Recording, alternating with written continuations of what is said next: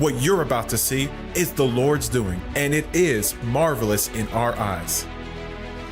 And a revolutionary breakthrough in the 21st century. Apostle David E. Taylor presents to you the campus for the 8 billion soul harvest in Houston, Texas.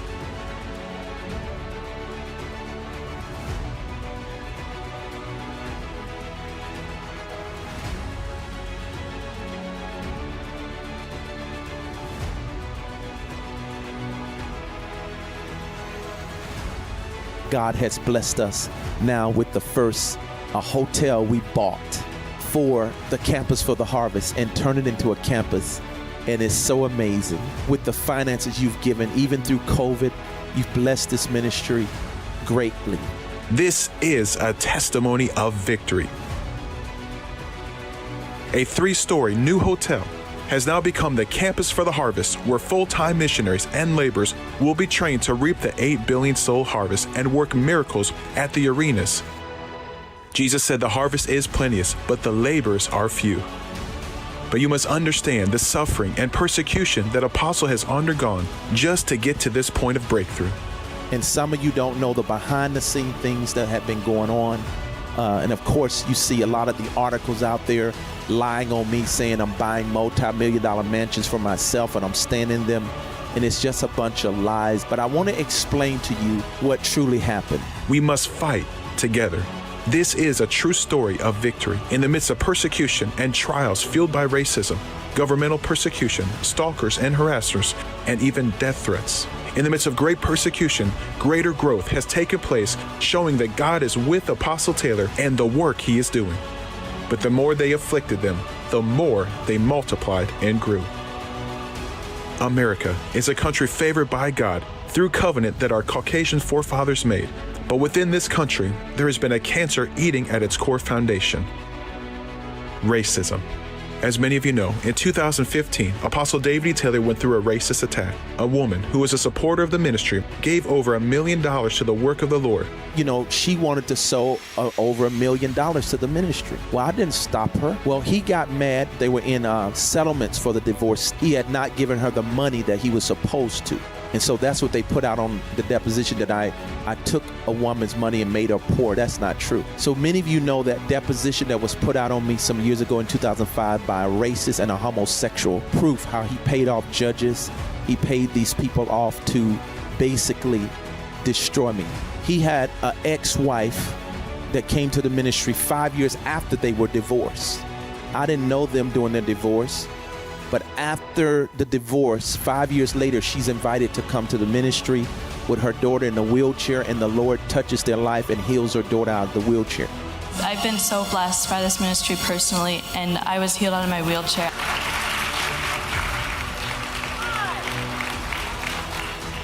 There was something I heard you wanted to apologize about what your dad is doing to the ministry. And I want you to know, I love your dad. I forgive him. I just wanted to apologize to the social media world. Like, a lot of you have probably seen what my dad's been putting out there. And it's truly just because she followed what God wanted her to do and gave to this work. And because of that, he's become so angry at Apostle, at this ministry. And not just because my mom gave, but truly, he's a racist. For my whole life, he was speaking against black people. Even when my mom gave to the ministry, it wasn't just because he gave his money and he was trying to get spousal support lowered. He said, I can't believe she gave that money to a black minister. And for that to be my own father who's spreading these lies, who's getting these videos chopped up, the deposition videos that came from the divorce case, for me to know that my own dad had something to do with that, and that could be influencing people's souls. It breaks my heart. I hope that no one believes these lies. I want you to know that I stand with Apostle. My whole family stands with Apostle, and it's just...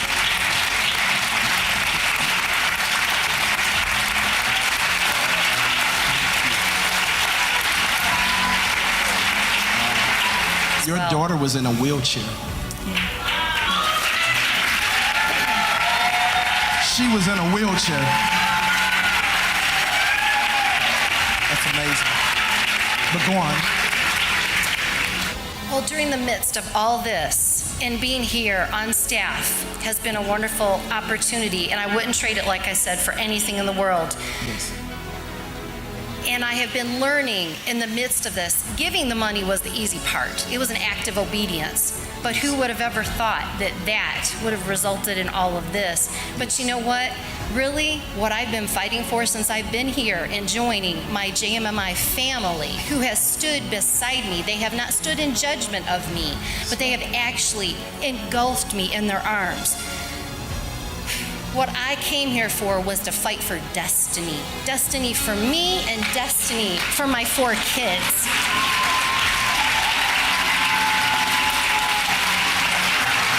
Oh my God, what a word. A fight for destiny. How many of you fight for your destiny? Come on. That's what it's about. Like his daughter said, her father allegedly, out of racism and unjustly, subpoenaed Apostle Taylor as a third-party witness in their divorce case because he wanted to attack Apostle and the ministry. All because he was angry that his ex-wife gave her money to a black man's ministry. They lied and tried to make it look like an FBI investigation.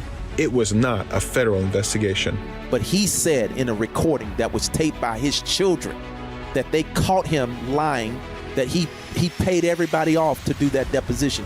The racist attacks began to increase against Apostle. They sprayed KKK on one of Apostle's churches and even vandalized the church itself. But he is also a KKK member. He went out to Washington and sprayed KKK one of my churches out there and bust the windows out. And we have pictures. The local governing authorities also began to persecute Apostle and the church in Taylor, Michigan. At this time, a lot of people were being visited by Jesus face to face in dreams and were told to relocate to join Apostle serving full-time in the ministry.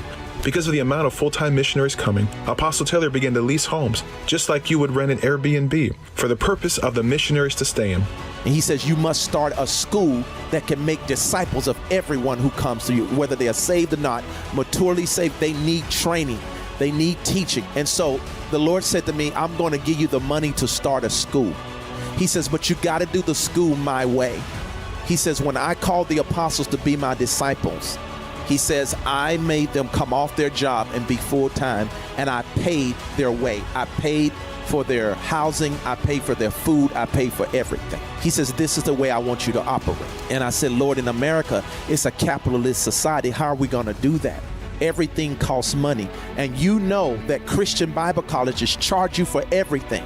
They charge you lodging, food, all of that. That's not the way Jesus did it. He says, freely you receive, so freely give. And so he says, the reason why y'all are not seeing the results we saw in the Bible is because you're not doing it my way. And so we want to make believers of all men and make people get their souls saved, but we don't want to take the time to make disciples. It's a difference when you make disciples of all men versus just calling an altar call and then leaving them to go fend for themselves. And so this is the process God told me to do. Don't do half of my will, do all of it. At the Campus for the Harvest, Apostle Taylor keeps the tenor of Jesus for full-time ministry. He does not compromise with 21st century standards. As Jesus said, freely you have received, freely give. Apostle does not charge for the training, nor does he charge for room and board, food, and other basic essentials. Apostle Taylor, with the help of his friends and partners, provides all of this for the full-time missionaries free. But now the breakthrough has happened. This university is the first of its kind that incorporates the ancient pattern of Jesus Christ in the 21st century. In a capitalist society where everything is run on money, this is the first free university that trains and disciples students from all over the world how to become a true disciple and follower of Jesus Christ. Apostle Taylor has kept the standard of Jesus in the 21st century. Every time my staff would go to one of these places, these houses, I would lease. Because we didn't own anything, I was leasing it. That was the cheapest way. I was spending your money frugally and righteously so that we didn't have to just pay for homes, but I could just rent or lease homes out so that the students could have somewhere to live. He would call the owner, tell them we were a cult.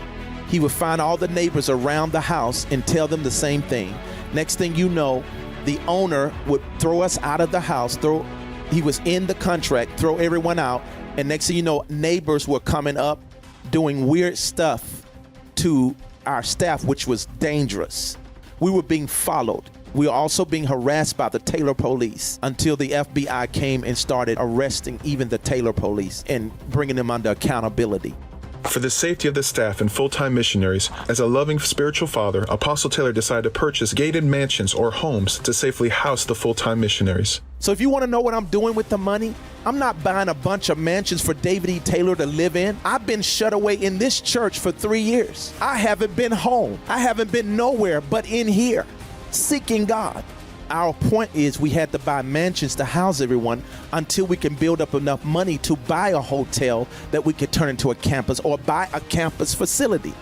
You know you don't have all the money in the world overnight. You got to build up for that. It takes time. When Apostle Taylor tried to work with the banks and lending institutions, because of the racial slander out on the internet, the banks would not do business with the ministry. This made everything harder, and the ministry had to pay for everything in cash.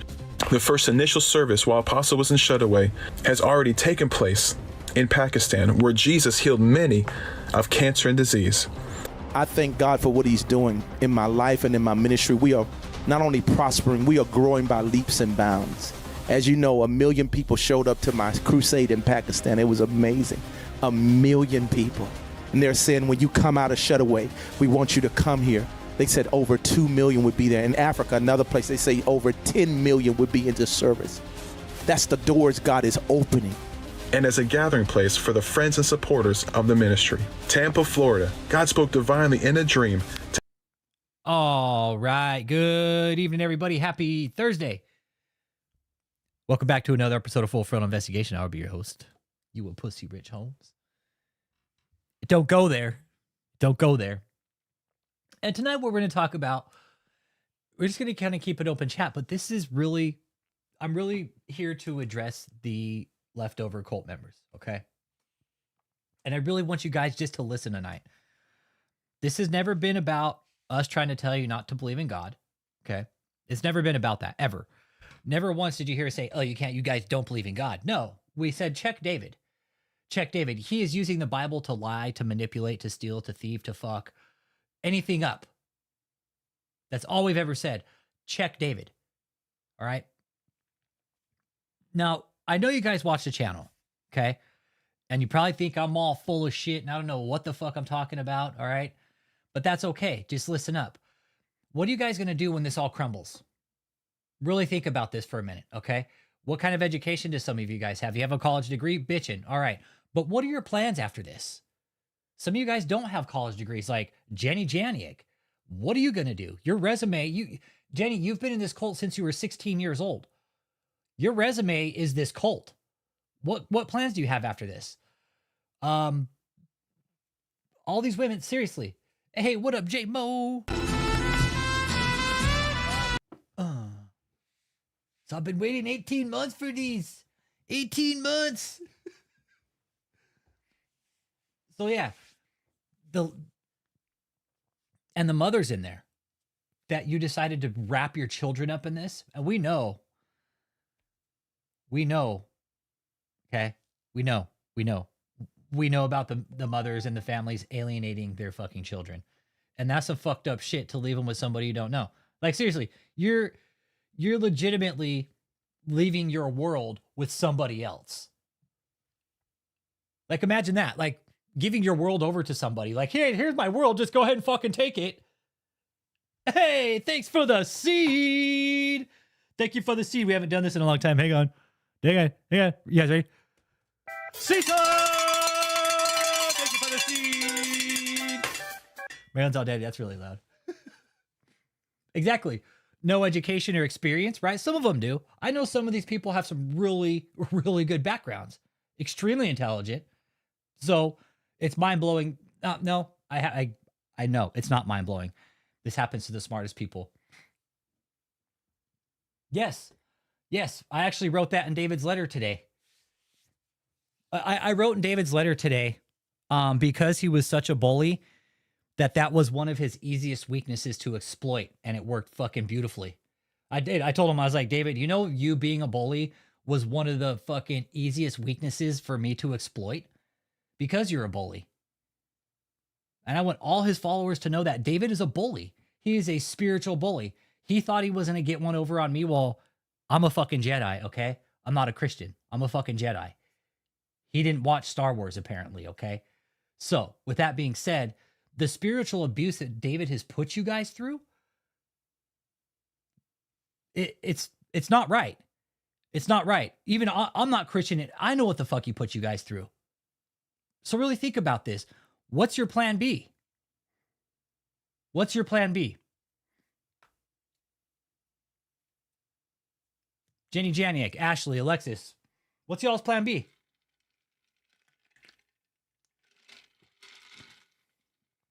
Yeah, David's whole organization has conned people out of fucking millions. I don't even want to know how much. I'm going to say hundreds of millions for sure. For sure. And David said, "Oh, we're going to do all these schools." Bullshit. Bullshit. David's not educated enough to start a school. To get this house in Tampa, nearly 30,000 square feet, this beautiful home made of Italian marble, brought in from overseas, has been purchased. They had to throw in the Italian marble because that really fucking matters, right? And here's the thing. They're in plan B right now. Now, when David bought this place, cult members, listen up. You know it was actually illegal for him to move all you guys in there? You guys do know that, right? You guys do know that. And here's the thing. With human trafficking, right? The way David did all this, I know you guys don't think it's human trafficking, but that's just because you're all wrapped up in this cult, right? Now listen up. Human trafficking, this was a prime example of how a human trafficking operation is set up.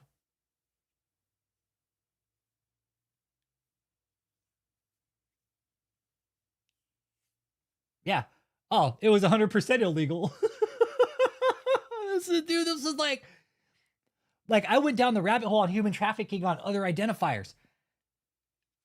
This is one of them, a fucking mansion in a gated community with controlled fucking access. Yo, what up, Inner Space Alchemist? What up, what up, what up, what up?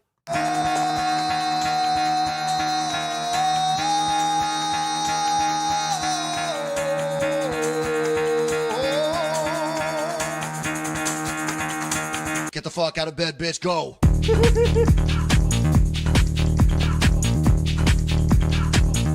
Get up, and then they got go.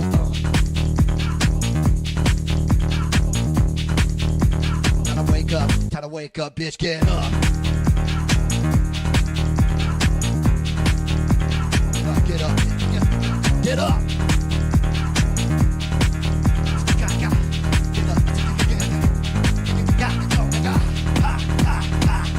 What up? What up? What up?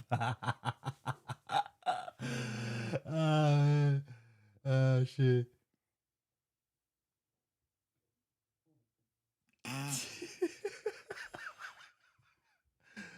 Oh, man. But yeah, when you look at human trafficking, right? And Sydney, I can't explain anything to you. Just shut the fuck up, all right? I seriously can't explain shit to you. Don't worry about Sydney, you guys. Don't worry about him. That's the dude that actually called to defend David. All right. That's the guy that called to defend David. Yeah, that's him. Don't worry about him. But anyways, one of the other key indicators of human trafficking when, let's see here. As a love. Okay, there we go. So one of the other key indicators of human trafficking is a property like this in a gated community, and he had several of them. Highly controlled movement. Okay. That was 1216 Babbler Park Court.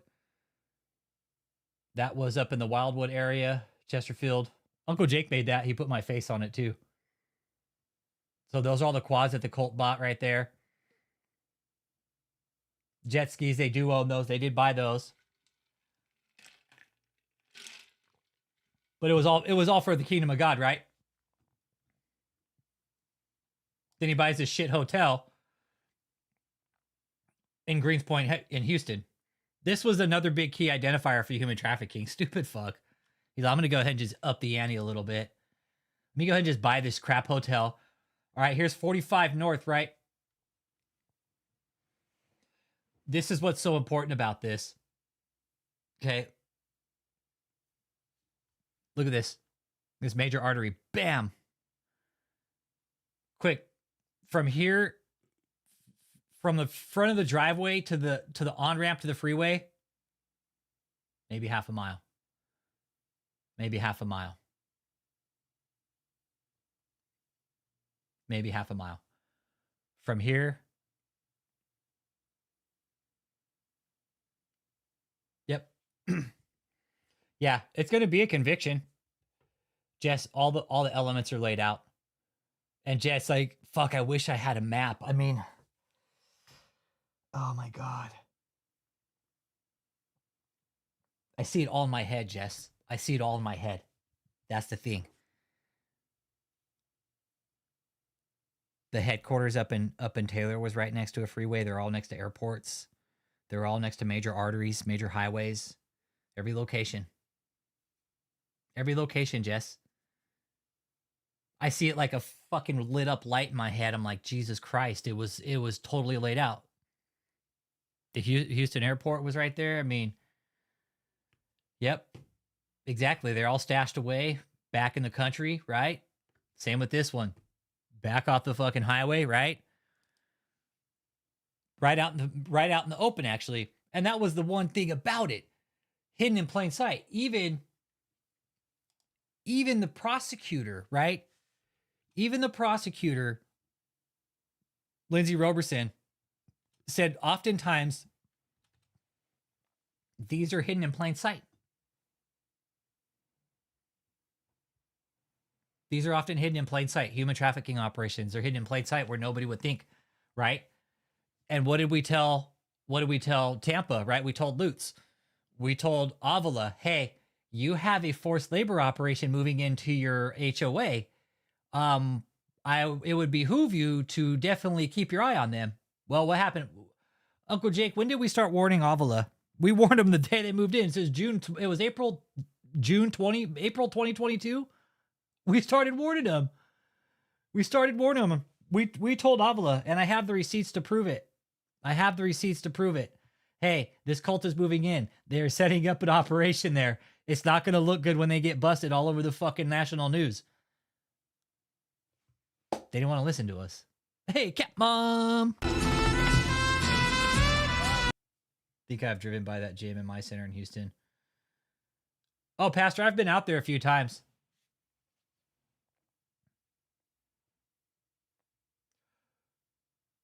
When you managed to caught this was such a red fucking flag. Oh my God, Zella. This was the dumbest thing. This is the dumbest thing. This screamed fucking trafficking because now we have another location in another state set up like and out in the open, right? Right out in the open, Zella. We all caught it.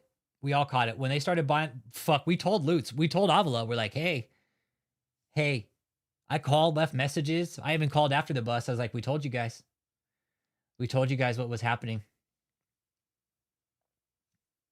We told them what was happening and they didn't listen to us.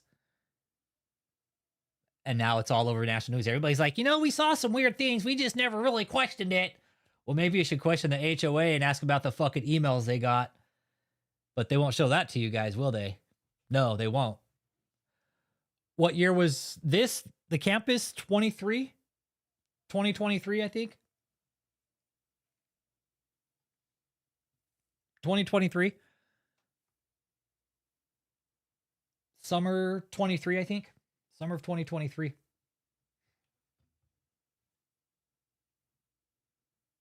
High inner space.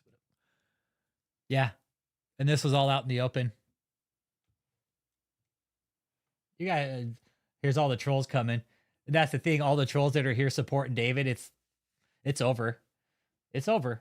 He's never getting out of jail. He's actually fucking it up for himself right now. He's making it worse. He's making it worse. All the jail calls, all the dumb shit he's doing, all the videos the cult's posting and that they come here and watch. I love that you guys come here and watch. When did we start to catch what, Zella? The hotel? Or pick up on the trafficking? Well, it was the movements, really. The trafficking, the movements, when we started hearing interviews and started putting all the pieces together. The church is broke. Yeah, church is fucking broke. They're so broke they can't even afford to live stream anymore, and it's free. Ah, shit.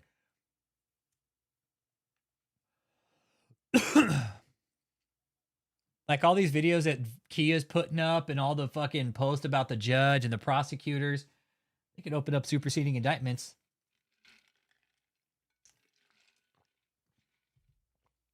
How broke? Broke.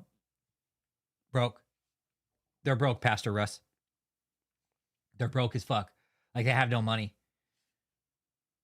Hey, Eric Bryan, I appreciate that you're here helping the channel. I really do. Why don't you call in, Eric Bryant? Why don't you call in? Since you're trolling the channel, you might as well call in, man. Call in. Hey, thanks for the seed, Chuckwood. The Last Supper, all the disciples would have starved. Oh, man. They all would have starved and they all would have been like, what's that smell? David's like, oh, sorry. Sorry. I know, I can't wait for Kia's weekly report again, right? Inner space, right? You're going to see a really unique event. You're going to see a hippo talk.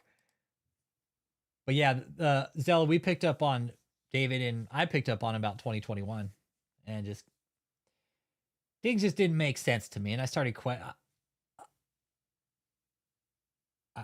I'm curious. I'm curious about a lot of shit.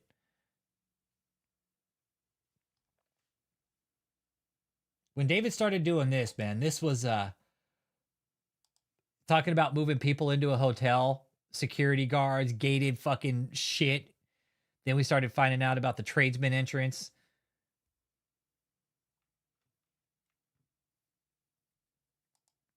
This hotel was another fucking money grab. Eric Bryant won't call in, though. Most of y'all are fucking scared to call in and really have a real chat about it. That's the thing. Most of y'all that troll the channel, even though you don't like what we do, and I open the platform to anybody who wants to call in, whether you support the channel or not, and have an open conversation. I'm open for it, but none of y'all call in. You'd rather just sit in the fucking keyboard and just talk shit, but that's cool. It's all right. This was another scam. And again, cult members, what was David planning to do with all of you? I know you will. I know you will, Sydney. I know you will, because you're just a fucking troll. That's all. Yep, Diddy's different from this. Diddy has a lot of money. David doesn't.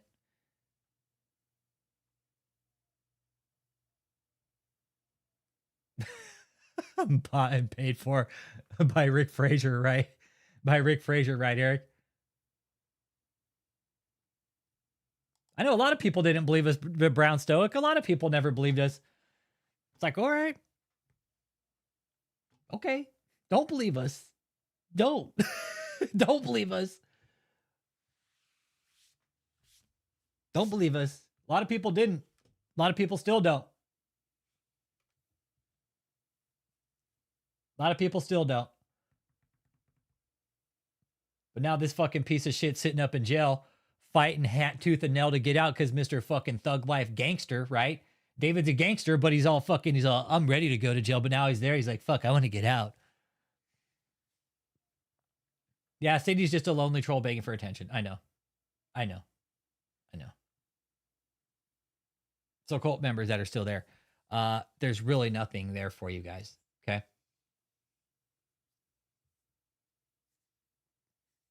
That's good. I'm glad you believe it's wrong. Good. Good. They can, and they do, and they are. They are, you all. What Joe Faraday just said? Yes. Yes, they are. Uncle Jake says that. He was like, he's probably just fucking cursing your name up and down. He's like, but that's okay. I was like, yeah, that's fine. I'm all right with that. Yeah, I'm okay with that. I'm all right with that. Look, there he was sitting in his big ass fucking chair. Like, look at the gaudy fucking chair. Look at this. He's all sitting there tripoding. He's like, I have to sit over like this because I can't breathe. Fucking visceral fat surrounding all his organs. Fucking gluttonous pig. He deserves everything that's coming to him. God, yeah. Look at this fucking chair. Look at this. So stupid. So stupid.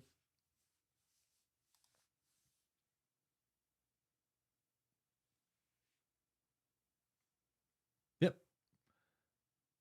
This was my favorite when we seen him in that chair. And cult members, you do know he got sick, right? You do know he got sick.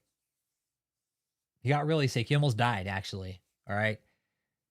He was pretty close. He was pretty close. All right. When you go into a diabetic coma, that means you're unmanaged and you're uncontrolled. You're uncontrolled diabetic. It means you're eating like a fucking gluttonous walrus like David was. Oh, look, they got to do a live now all of a sudden. Look. Look, they're doing a live now. You want to see? First century. Recently, at the National Crusade Against Cancer. The National Crusade Against Cancer. They actually got to put a video up. Yeah, the man of God never gets sick, right? I know he got sick, though. There are so many things that happen in kind of a succession over about 6 to 8 month time period. There's a lot of stuff. First, he went into hiding, right? We didn't see him for a long time. Then I was starting to get more information from people inside. Right on, Eric. Appreciate you. Appreciate you, Eric. Appreciate you, Eric. Yep. Why don't you come on the channel, man? Just, hey, Eric Bright, just like you're going to be on David's jury, right? That's already been chosen. Oh, man. Yeah. Just like you said, you're going to be on David's jury that's already been chosen, right, numbnuts? Eric. Yeah, David was skinny at one time in school, yeah. I'm a wolf in sheep's clothing, apparently. Yeah, even though I don't go to church, so there's that. I'm a wolf in sheep's clothing.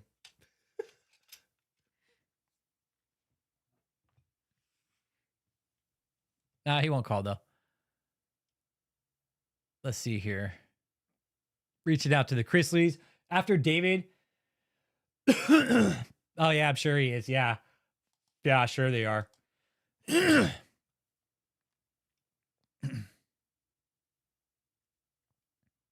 Look at Kia. She's all crying. She's all, I haven't talked to Michelle in 7 months. Like, this is what's left of the cult, everybody. It's a full-blown just propaganda mission now.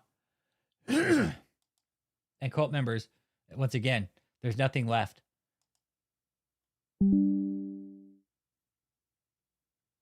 Remember, he got put up on a jury before just because he was interested in the case. Yeah, you guys just remember, this guy's been on what was it, that fucking Charlie Adelson case too, because he was interested, okay? He knew about the case, so he got put on the fucking jury. Fucking liar. The trolls are fucking heavy tonight, man. Trolls are heavy.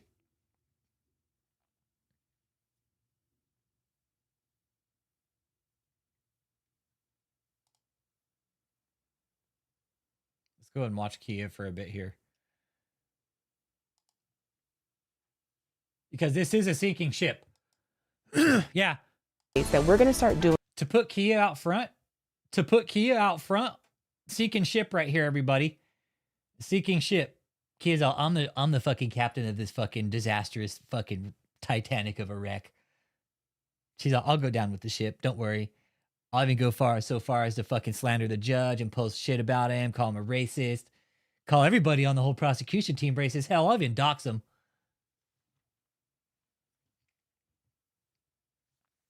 Hey, what's up, Freedom and Truth? Yeah, exactly. Eric Bryant's a professional jury member, expert witness, defense attorney, judge. He's also a DA, okay? Hey. Chosen Frozen. Yeah, they're so desperate they need us for info. Yeah, they want to know what we know, and they're never going to know. They only have an idea, and that's the one thing that David hated, right? The one thing that fucking David hated was that we gathered info on him because he was always used to doing that to everybody else. he never counted on us fucking gathering info on him as much as we possibly could. Only for him, it took longer to gather all his info. For us, it didn't take shit. It was like, fuck, it was coming to us fucking left and right, pulling records, like boom, boom, boom, boom. All right, here he is. It's too easy. Once we had the tax ID numbers, shit, it was game on after that. It was game on after that. All we did, started finding LLCs, all these fucking shell companies. Oh my God, it was a financial clusterfuck what this guy did. Yeah. Hey, Sydney. Hey, you know when the feds show up, they can go to court that day pretty much and have the case. You do realize that, right? That's what. Let's talk about that, right? Look, here's Kia. She's I haven't talked to my little slave driver in 7 fucking months. I don't know what to do. I'm having a complete fucking breakdown. Oh, don't make me cry.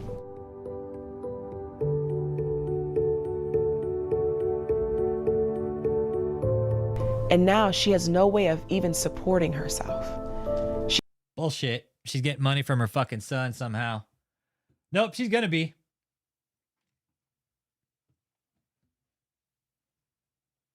Fontana Donovan, I always say, man, this could be a class action lawsuit if everybody got together, all the survivors got together, all the people who got fucked out of money by this organization could possibly file a class action lawsuit and win. This is big. This is going to change shit. Why not drive another fucking nail? Hey, class action lawsuit. Hey, we're victimized by this whole place. Yep. The feds don't show up. And that's what people don't get, man. The only thing the feds didn't have is David's iCloud. Now they do. And this is going to be a point, right? It's not illegal for David to possess all this fucking dirty images. If it's done under coercive and forceful methods, that's a different story. But if women wanted to be like that and fucking they all wanted to know they're fucking the same dude and spreading around the same fucking cooties, like, that's cool, right? But let him find some shit that has to do with kids in there or kind of solicitation. What the fuck ever. It's over. All right? It is not illegal for David to possess that much fucking explicit images. They find shit with kids in there, different story. All bets off, right? They won't even have to look at the dirty images of the women like, fuck, that's bets off. Okay, we don't need that shit. We just found the fucking... Here it is right here. I know. Don't make me cry. She looks down in front to order Panda Express and a fucking 5 cups of Starbucks. So I'm going to order 5 Frappuccinos. They're all for me. Yeah. Feds typically don't show up for unprovable things. Typically don't show up for unprovable things.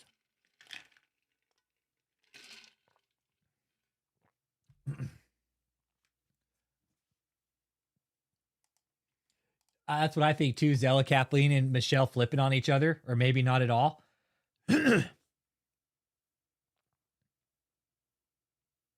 No, it doesn't.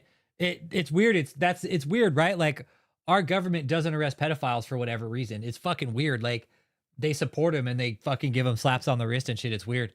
Yeah, it's weird. Yeah, it's really fucking weird.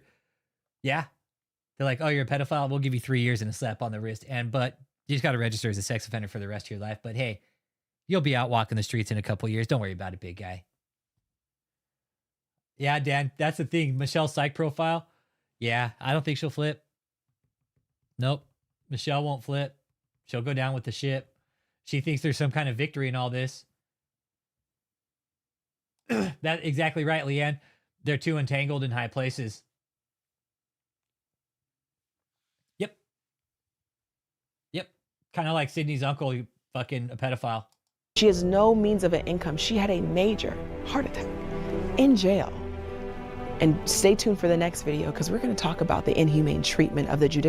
Yeah, see fucking gas prices starting to skyrocket too because fucking oil factories are getting bombed. System in America and the truth of what happens behind prison bars.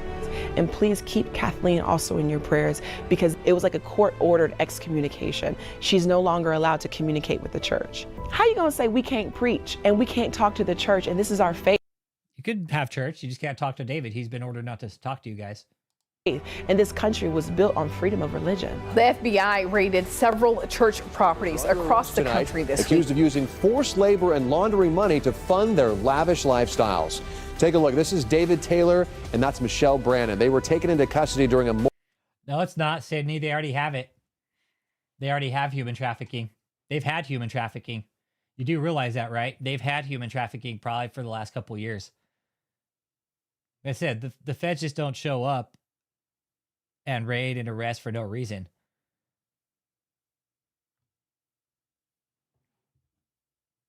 Just because they say it's church, Sydney, I know who you are, Sydney, and you're just trolling the channel, and I don't know why. Like, you're just here to fucking run your mouth. Yeah, check his phone. Check his phone. They're going to find all of it. Multi-state raid yesterday morning. All right, y'all. Hello, everybody. My name is Kia. I'm one of the pastors here at KOGGC, Kingdom of God Global Church, and my life has absolutely been changed.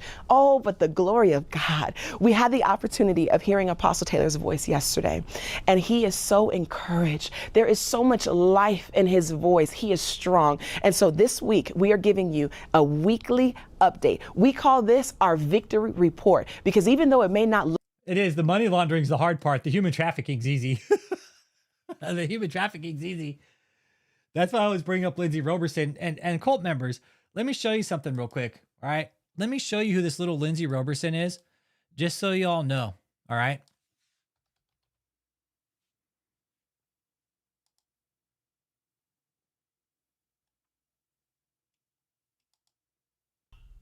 My name is Lindsay Robertson, and I serve as the Senior Legal Counsel for the Human Trafficking Institute. In this role, I'm privileged to be a part of the Institute's mission of decimating human trafficking at its source by empowering governments to form specialized investigative units to prosecute traffickers. Together with my colleagues, I co-lead our country project work abroad in Uganda and Belize, and at home in our efforts in the United States.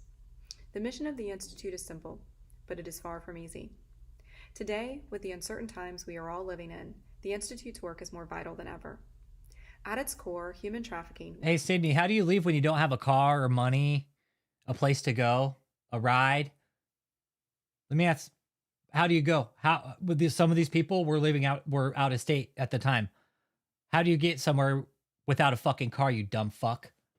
Whether it's for labor Shut the fuck up, dude. Sex, is the coercive exploitation of another human being for a trafficker's profit. It is a complex crime that affects every possible demographic in every corner of the globe, including the United States. As a former state and federal human trafficking prosecutor, my experience has shown me that combating human trafficking effectively requires specialized knowledge and highly skilled justice professionals working together to achieve the same goal, holding traffickers accountable.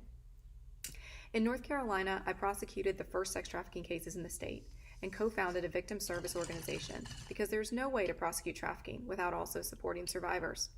At the Department of Justice, I learned that traffickers tailor their methods of coercion to exploit specific vulnerabilities of their victims, and that it often takes a skilled practitioner to prosecute a crime that can so easily be hidden in plain sight.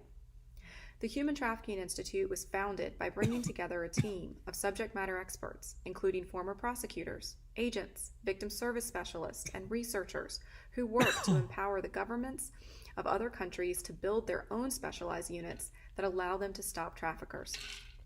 In order to assist those most vulnerable to trafficking, we must first empower the professionals capable of identifying and prosecuting the criminals who exploit them.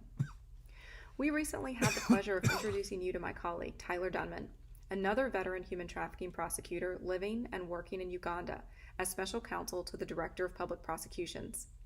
Even during lockdown, and maybe especially during this lockdown, his work has been instrumental to the ongoing prosecution of human traffickers. Last week, he assisted prosecutors in filing trafficking charges and making arrests in 2 new cases.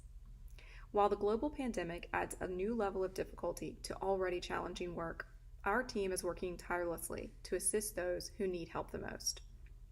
What you should know is that whether the Institute is working in Belize or in Birmingham, in Uganda or Utah, our mission remains consistent: to equip and encourage specialized investigative units to expertly prosecute this prolific crime and hold traffickers accountable for their conduct.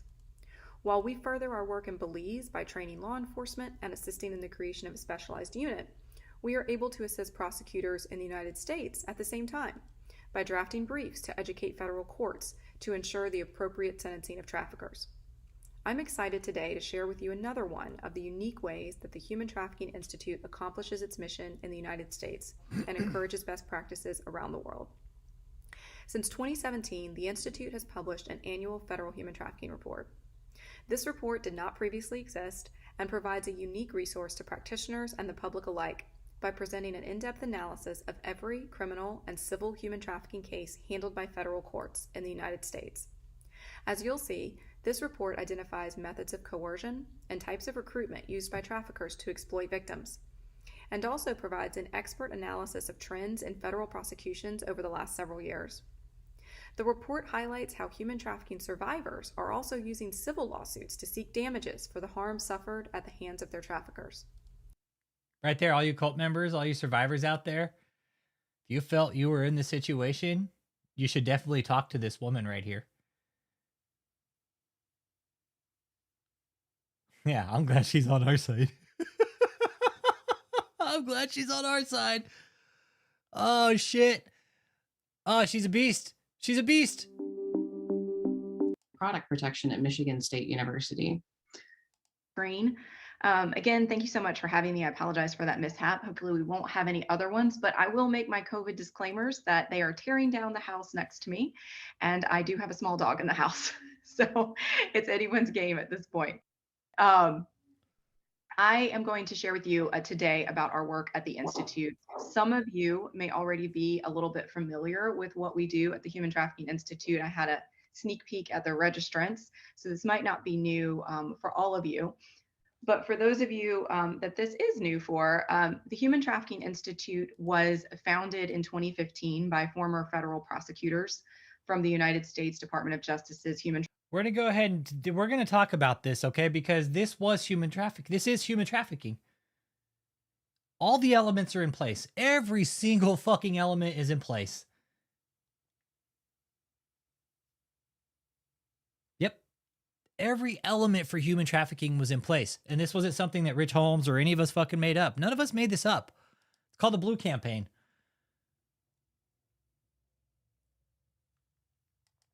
This is by our own government. This is made up by our own government, not Rich Holmes. Okay?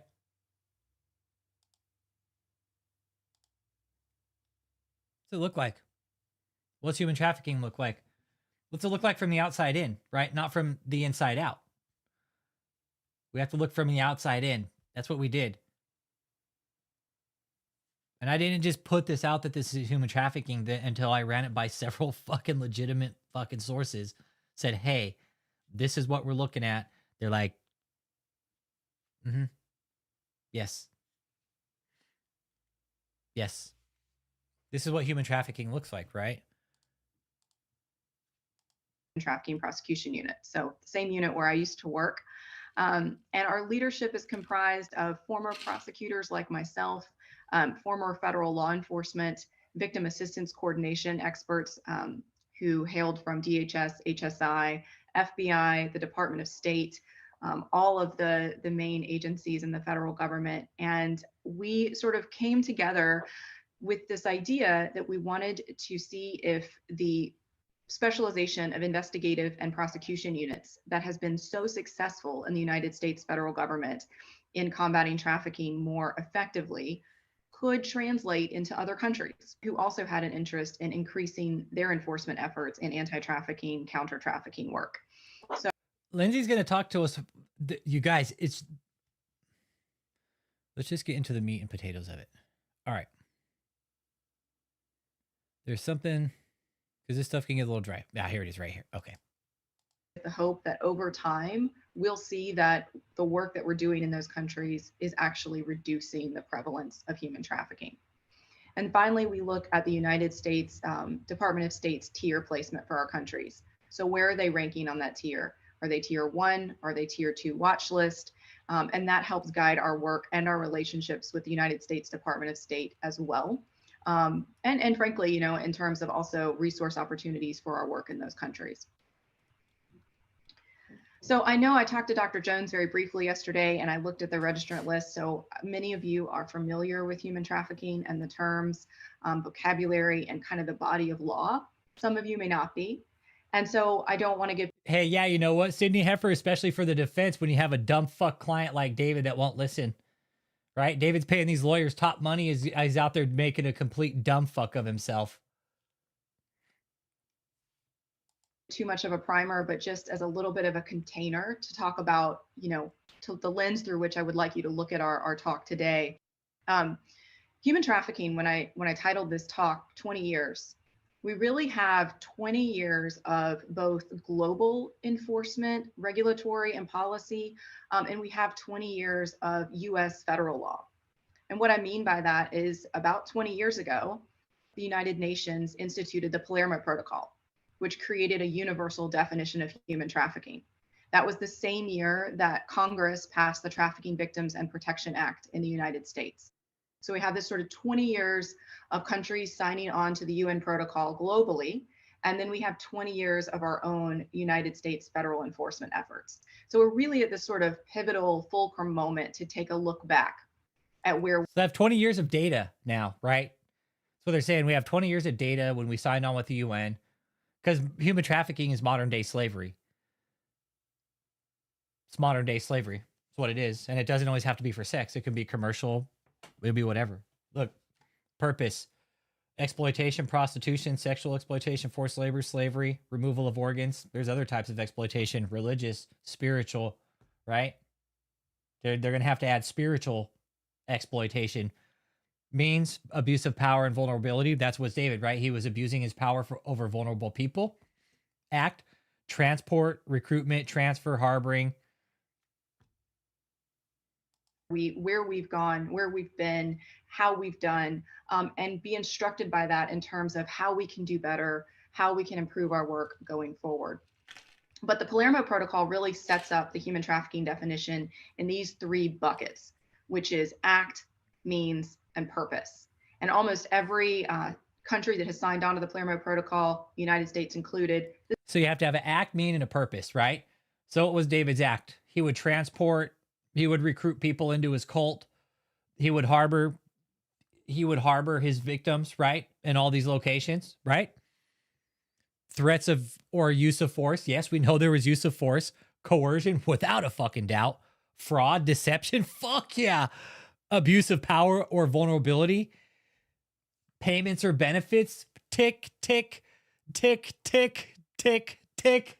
We definitely got means there. We have act. What's the purpose? Slavery, similar purposes, sexual exploitation, spiritual exploitation.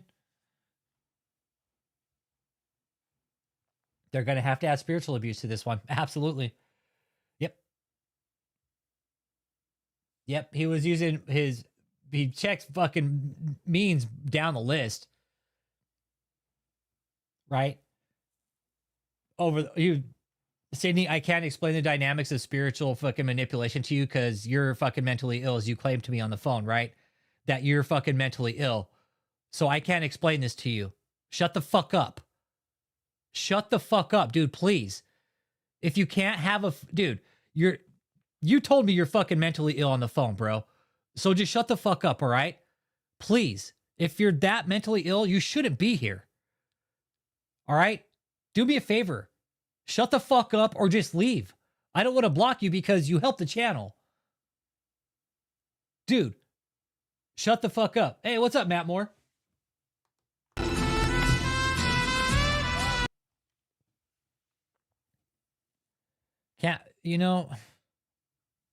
Sydney, shut the fuck up, dude. Seriously, just shut up. Come on, man. Do us that favor. Let the big kids have a fucking conversation here, okay? Do us that favor. Yeah, go get some fucking help, please. You told me you're fucking mentally ill and that you have all these problems. This isn't the place to fucking be. I promise you that. My God, dude. What the fuck? You just don't get it. You just don't get it, Sydney Heffer. That's all. I can't explain it to you.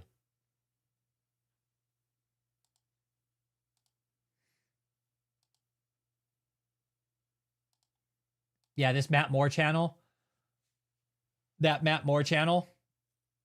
That's a brand new channel. That's not Matt Moore. Hey, what's up, Triple M? How you doing? So we have the act, means, and purpose. This is how we also formulate our statutes. So the act is going to be the actus reus that is actually performed by the trafficker. It can be any of these verbs: recruiting a victim, transporting a victim, transferring, harboring, or receiving that victim. It doesn't actually require movement, though. You know, not to conflate smuggling with trafficking. I could traffic any of you in your homes right now without moving your person or your body. Then we look at the means. This is really sort of the meat of trafficking and what makes it different from other crimes. What is the type of coercion that's being deployed on the victim of trafficking? And that can be force, but it can also be non-physical coercion, which we see in a lot of our cases, including fraud, deception, abusing a position of power, immigration harm, all types of harm that fall short of physical violence. And then finally, we look at the conduct to see what was the... Yeah, that Matt Moore channel was actually just made today, so it's brand new. Purpose. What was the exploitation that the trafficker was intending? Was it... Because we've answered those questions already, Sydney. You don't understand what a fucking invisible gun is, do you? That's the thing. You don't understand what a fucking invisible gun is, like a spiritual gun. I can't explain that to you over and over. All right? If you're a Christian and David is claiming to be an apostle and you don't have a clue and you're not spiritually educated, you could get sucked in real fucking fast, okay? All right?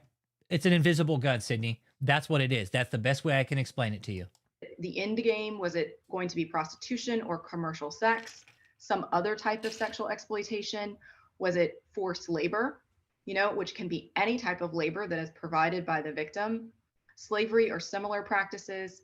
The UN protocol also includes removal of organs and other types of exploitation, which in Uganda, that exploitation often can look like witchcraft that is deployed on victims, lots of times very vulnerable victims, children that are engaged in sort of ritual sacrifices that also meets the Uganda's definition of trafficking. So we have seen a lot of those cases, unfortunately, in that country where we're working as well. Well, when we look very briefly at the United States statutes and how this is broken down, there's really two main veins of law here. And that's 18 USC section 1591, which we think of as our sex trafficking statute, and 18 USC section 1589, which we think of as our forced labor statute. And really the definitions follow very closely with what I was just talking about from the UN protocol with regards to act, means, and purpose. At the end of the day, the reason that this crime is difficult to detect, the reason it's difficult to investigate and prosecute, and it's different from other crimes, is because it's not readily apparent to the human eye, right? To the untrained person. Sydney, because you're untrained about what human trafficking looks like. Listen, pay very close attention. She's going to explain it to you, okay? I don't need to explain it. I've learned all I can about human trafficking. I know what it looks like. I know exactly what it looks like. I'm letting you watch this. If you would just pay attention, right? You might learn something, okay? She just explained here the last fucking 10 minutes, but you're too busy running your goddamn mouth trying to figure out. Just watch. Sydney, watch, listen, shut the fuck up and watch. List. So many of you are familiar with human trafficking and the terms, vocabulary, and kind of the body of law. Some of you may not be. And so I don't want to give too much of a primer, but just as a little bit of a container to talk about, you know, to the lens through which I would like you to look at our talk today. Human trafficking, when I titled this talk 20 years, we really have 20 years of both global enforcement, regulatory, and policy, and we have 20 years of US federal law. And what I mean by that is about 20 years ago, the United Nations instituted the Palermo Protocol, which created a universal definition of human trafficking. That was the same year that Congress passed the Trafficking Victims and Protection Act in the United States. So we have this sort of 20 years of countries signing on to the UN protocol globally, and then we have 20 years of our own United States federal enforcement efforts. So we're really at this sort of pivotal fulcrum moment to take a look back at where we've gone, where we've been, how we've done, and be instructed by that in terms of how we can do better, how we can improve our work going forward. But the Palermo Protocol really sets up the human trafficking definition in these three buckets, which is act, means, and purpose. And almost every country that has signed on to the Palermo Protocol, United States included, this is how we also formulate our statutes. So the act is going to be the actus reus that is actually performed by the trafficker. It can be any of these verbs: recruiting a victim, transporting a victim, transferring, harboring, or receiving that victim. It doesn't actually require movement, though. Not to conflate smuggling with trafficking. I could traffic any of you in your homes right now without moving your person or your body. Then we look at the means. This is really sort of the meat of trafficking and what makes it different from other crimes. What is the type of coercion that's being deployed on the victim of trafficking? And that can be force, but it can also be non-physical coercion, which we see in a lot of our cases, including fraud, deception, abusing a position of power, immigration harm, all types of harm that fall short of physical violence. And then finally, we look at the conduct to see what was the purpose. What was the exploitation that the trafficker was intending? Was it the end game? Was it going to be prostitution or commercial sex? Some other type of sexual exploitation? Was it forced labor, which can be any type of labor that is provided by the victim? Slavery or similar practices? The UN protocol also includes removal of organs and other types of exploitation, which in Uganda, that exploitation often can look like witchcraft that is deployed on victims, lots of times very vulnerable victims, children that are engaged in sort of ritual sacrifices that also meets the Uganda's definition of trafficking. So we have seen a lot of those cases, unfortunately, in that. You guys hear that? You guys hear that shit? Let's back that up. Let's pay real close attention here to what she just said. Back this up here. What they saw in Uganda with regards to the organ trade. Are we paying attention here? Sydney, are you paying attention? Because please, there's so much information she is telling us, and it's all the sick fucking shit that is like the sickest of the fucking sickest shit. Sydney, pay very close attention here. You could learn something here. You really could. Sometimes very vulnerable victims, children that are engaged in sort of ritual sacrifices that also times in offense and other types of exploitation, which in Uganda, that exploitation often can look like witchcraft that is deployed on victims, lots of times very vulnerable victims, children that are engaged in sort of ritual sacrifices that also meets the Uganda's definition of trafficking. So we have seen a lot of those cases, unfortunately, in that country where we're working as well.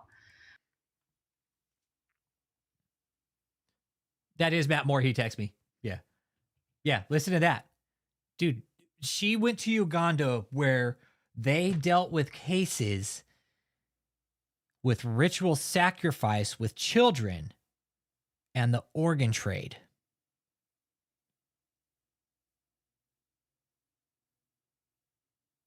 Think about that for a moment.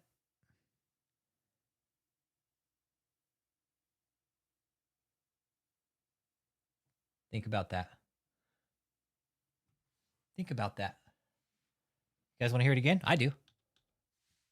That is deployed on victims, lots of times very vulnerable victims, type practices. The UN protocol also, was it going to be prostitution or commercial sex? Some other type of sexual exploitation? Was it forced labor, which can be any type of labor that is provided by the victim? Slavery or similar practices?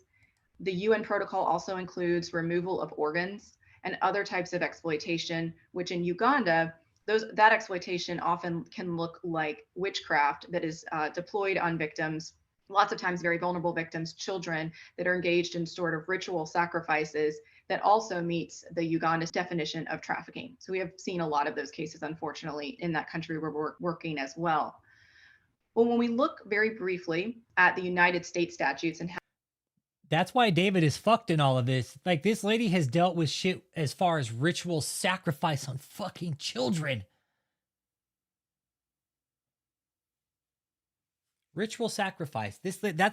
She said that. Unfortunately, we've dealt with a lot of cases over there like that, unfortunately. And because of it, there's these laws in place to hopefully fucking prevent that type of shit.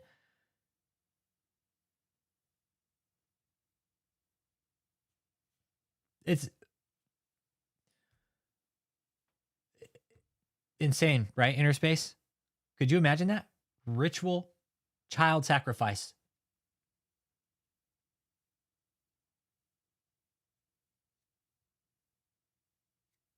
And she straight out says, unfortunately, we've dealt with a lot of it in Uganda. This lady's at the top of her game. That's why we're talking about her tonight, because she's going to sink David's ship. She'll sink David's ship, and the cult members will do it without even knowing what they're doing. How this is broken down, there's really two main veins of law here. And that's 18 USC section 1591, which we think of as our sex trafficking statute, and 18 USC section 1589, which we think of as our forced labor statute. And really the definitions follow very closely with what I was just talking about from the UN protocol with regards to act, means, and purpose. At the end of the day, the reason that this crime is difficult to detect, the reason it's difficult to investigate and prosecute, and it's different from other crimes, is because it's not readily apparent to the human eye, right? Right there. We had to learn about human trafficking. All of us did. All of us did. That was the dark end of this, right? Human trafficking, forced labor, slavery.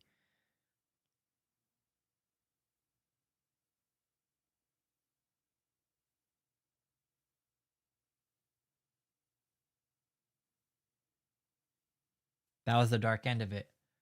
What's the darkest of the dark? Slavery, trafficking, exploitation of the vulnerable, using spirituality, right? Force, coercion over people who are weak-minded. Talk about fucking witchcraft. Yeah. Like fucking Cliff was saying in one of the interviews, witchcraft is at the very least, it's manipulation, right? The very least, manipulation. The untrained person. If I look out my window right now and my car is gone, I know that my car has been stolen. I'm a victim of a property crime. Trafficking is rarely that apparent. So the sort of reason that we spend so much time, resources, and research in this area is really this idea of coercion. What does it mean to coerce someone into providing a commercial sex act or some type of labor or services? And the reality of coercion, as many of you know, is that it's very individually dependent. Bam, right there. Individually, this is, now, hey, Sydney, pay very close attention here, all right? This is going to be very important for you, Sydney. Please pay very close attention. Sydney Heifer, pay close attention, okay? Sydney, this lady, top of her fucking game. Coercion. She is going to explain how coercion works and how what works on you may not work on me, right? David means of spiritual coercion and spiritual threats couldn't work on me, but it worked on everybody else who was spiritually deficient, right? Spiritually anemic, not getting fed the right spirituality, not getting fed the right God. You put somebody in that place with David, and you have a group of people who are already vulnerable and clueless about the Bible and don't know shit enough about it, or maybe they do and they just would rather turn a blind eye. This is why David was able to get away with so much of it, Sydney. Now pay very close attention to what Lindsay Robertson says here, okay? Because she's going to break this down real fucking nice so where everybody can understand it. It's great how she does it. I love it. As many of you know, is that it's very individually dependent. What is sufficient to coerce me may not be sufficient to coerce you, and vice versa. But the statutes are very clear that we want to look at the circumstance, background, and experiences of the individual being coerced to determine whether we have a violation of a statute. So it makes the crime quite complicated for investigators and prosecutors to dig into. We need to know a lot about our victims. We actually need to know a lot about the frame of mind of the offenders as well. And that's why we encourage the specialized investigative units, specialized prosecutors, and in a victim-centered way. We want to support the victims as we go through this process. So thinking about that framework, I just wanted to give a little bit sort of framework of the trafficking law so I could give you a little brief sort of snapshot of where we are in our federal enforcement efforts in the United States. And so giving that snapshot from our 2020 Federal Human Trafficking Report, as I mentioned, which is available online. I'll plug the. All right, I'll kind of leave it there with Lindsay. She's just going to go into statistics and stuff about what they do in Uganda, but that was really the most important part about it. That's what it looks like. Coercion, it looks different for everybody. It looks different for everybody. Like say for Susan and Ashley and her daughters, right? Susan, Ashley, and Alexis. He had to coerce each one of those people differently. Everybody in this cult was coerced under a different method because David had to do it that way.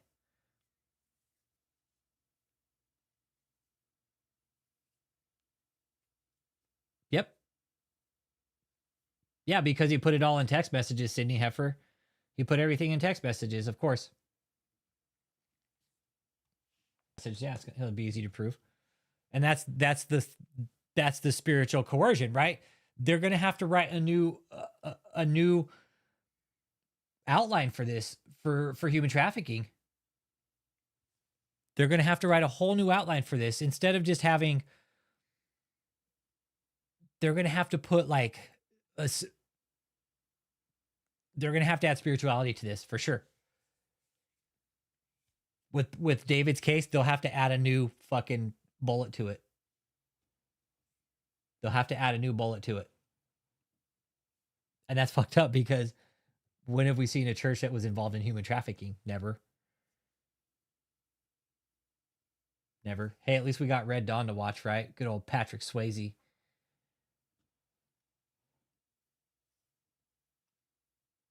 So yeah, cult members, I want to get back to you guys. What really, you have to think, what do you guys have left after this? Who's going to take care of all these bills for the properties? You guys want to look at the tax bills right now? You guys want to look at the tax bills? We could do that. We'll go to St. Louis County.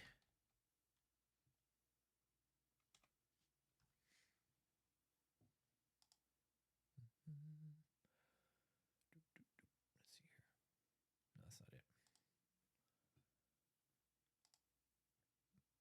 I don't know if that's it either. Yeah, there it is. Okay. Let's see here. We reported David for fraud too. We reported him for fraud, for real estate fraud.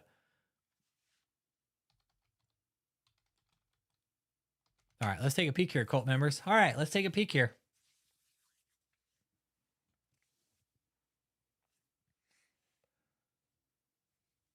Yeah. Yeah, we can't say much to Sydney. All right, let's take a peek here. All right, let's go down the list. So 17329 Hidden Valley Drive. Let's take a peek here. Tax info and receipt. Did they pay? When did they pay? Oh, they paid. Let's see when they paid. Let's take a peek here.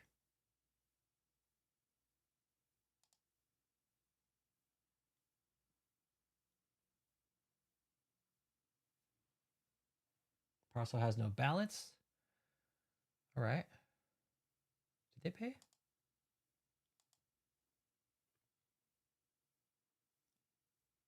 All right, so they paid that. All right, cool. They paid that one. All right, so they paid Nellie's. All right. Take a peek, yeah. Let's take the residential center. All right, so they 28,000 there.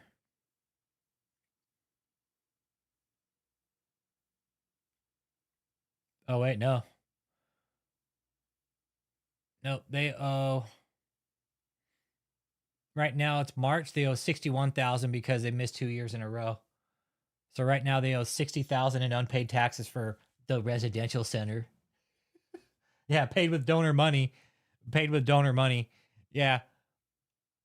All right, so there's the residential center. So there's a 60 grand that they owe right there. So 60. Let's do Hager Lane.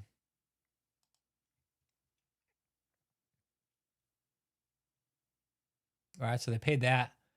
Hager Lane's paid. That's good. Boy, they sure want to keep these properties. I don't know why they're paying the taxes on them. Fuck, they're going to get taken back anyways. That sucks. Like, hey, you know what? Fuck it. We're just going to go ahead and pay the taxes on them. Yeah. All right, let's take, is it Marion County? It's Hillsborough. Hillsborough is where the big ass fucking Tampa mansion is. Dumb fucks. Let's see here.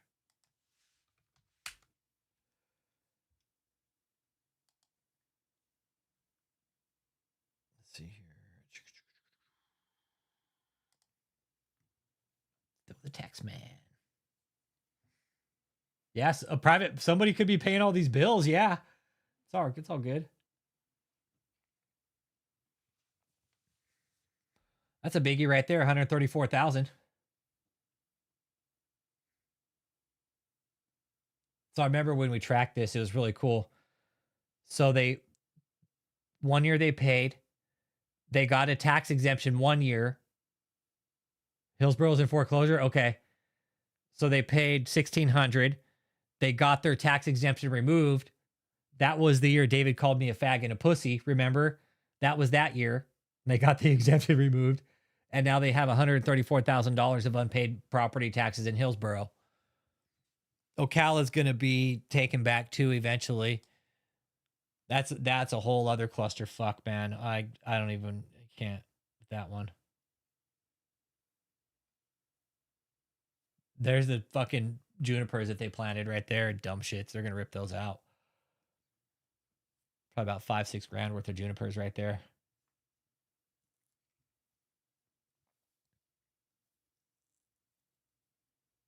Members here to find out. I know they're like, hey, we don't know our accounts payable. Rich does though. They're like, Rich knows the accounts payable. We'll just go over there and watch. He knows where all our taxes are due.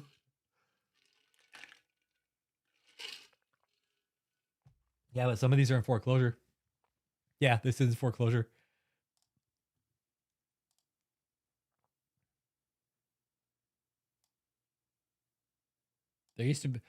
There's pictures in here at one time where it was like actually like you could see the fucking U-Haul parked like over here in the driveway.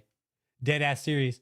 There was one time you could see they had a fucking U-Haul. There was an RV parked.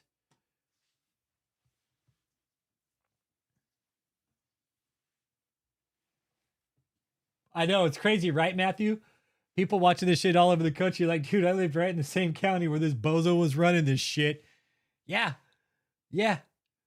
Nelly's property, they're going to get that taken back. This was one of his crown jewels, though, right here. They're going to lose this, too, though. They'll lose this property right here.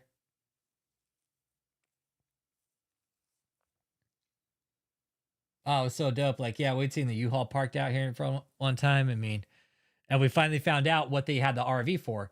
That was where all the gold got moved in. So hey, Uncle Jake, you remember how we thought that RV was Joseph's? No, that's where the gold went when they moved that shit. Michelle would drive that gold went with Michelle wherever she went. Yeah, the property's going to get seized anyways. I mean, why are you guys paying taxes on them, wasting your money? Like, well, we need somewhere to live. We don't have anywhere to go after this. You guys better get out. We're telling you, the property's going to get seized, members. Listen. Nope. They're going to get all seized, Sydney Heifer. The only properties that'll have left is maybe his cult members, but as far as David having any properties left, no. Because these were all bought illegally.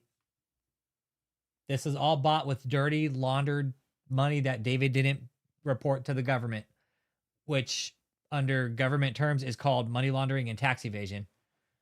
Yeah, they have hidden stuff that they're going to find out.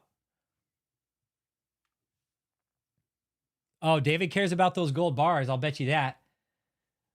I bet David cares about those gold bars getting taken away.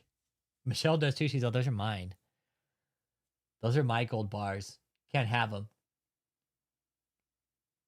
He's all, that there. He's all, now don't you go fall in love with it. I'll fall in love with it. We're taking it here with us when we leave next month.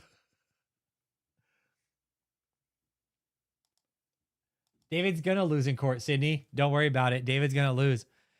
Sydney, you do realize the day David got arrested, the feds could have took him to court that day and won.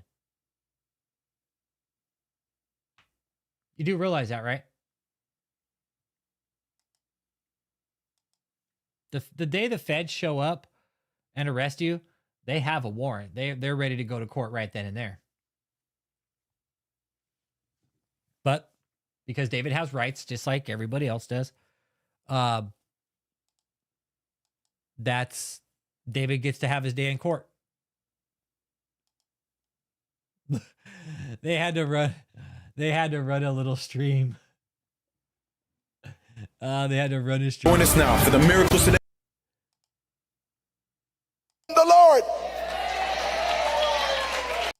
Because actually, that the Lord is going to come to you. Oh, there's and Steve. so gave their life to Jesus.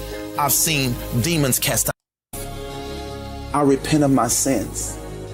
I confess you as Lord. Yep.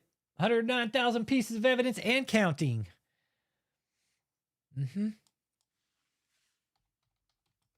I always like going back to the JMMI TV channel, man. That was probably some of the best.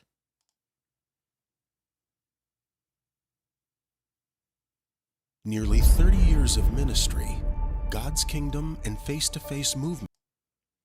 Money to pay a rent. If you got to work, then that defeats the purpose. Then people bring up stuff like Paul. Well, Paul made tents for a living. He worked and did ministry. Look, there's Michelini right there. Look, there's Michelini. Then people bring up stuff like Paul. Well, Paul made tents for a living. Right there, look, there's Michelini. The one that's all talking like this. You know, changed my life. I love Apostle Taylor. She got fucking baby in the background, number 2. He worked and did ministry. No, he did not full time. He only did those tents at a certain. There's Jenny Janiak right there, back in the day. This shit was, let's see when this was. 7 years ago. 2018. 2018. Yeah, they did get Vicky too. She's guilty too. Certain time in a certain way. Because look at Jenny. She's all in right there. listen, if he was doing tents all the time, he would have never reached most of all the world that the other apostles didn't reach. That's Stanley Cam. What do you think when his ship got destroyed on the sea, he had a big tent with him? I'm not sure who that is. No, he was preaching the gospel. They don't preach that right. That's Amanda King, or Amanda. That's Amanda. That's all I know her as is Amanda.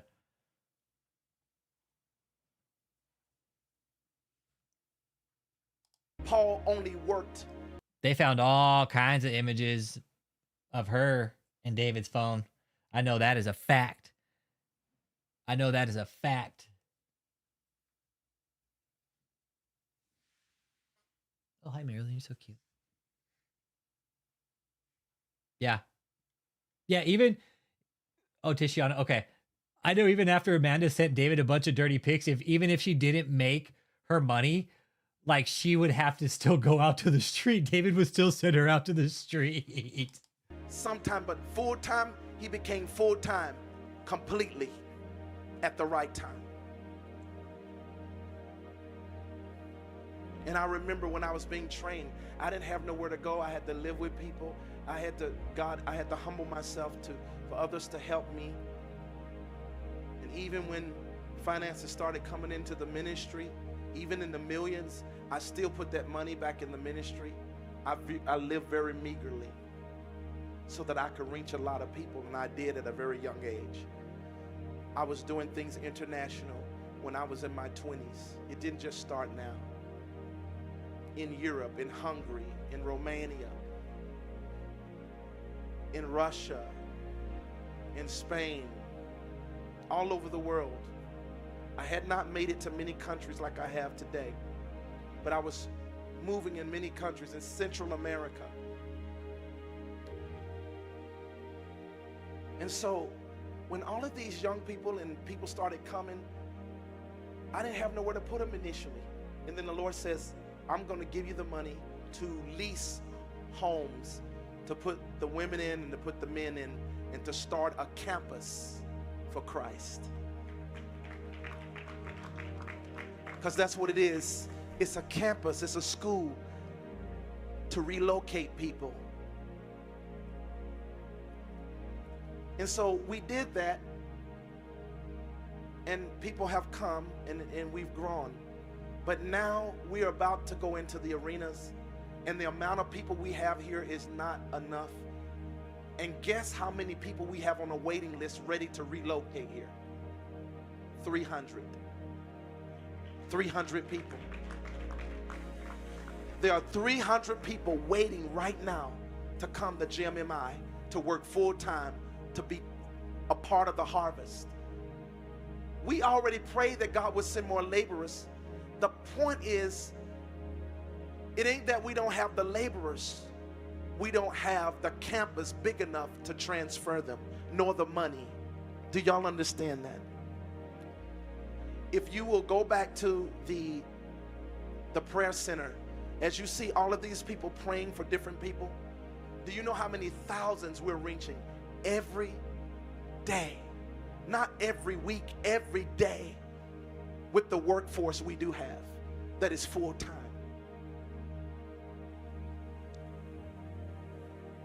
Every day.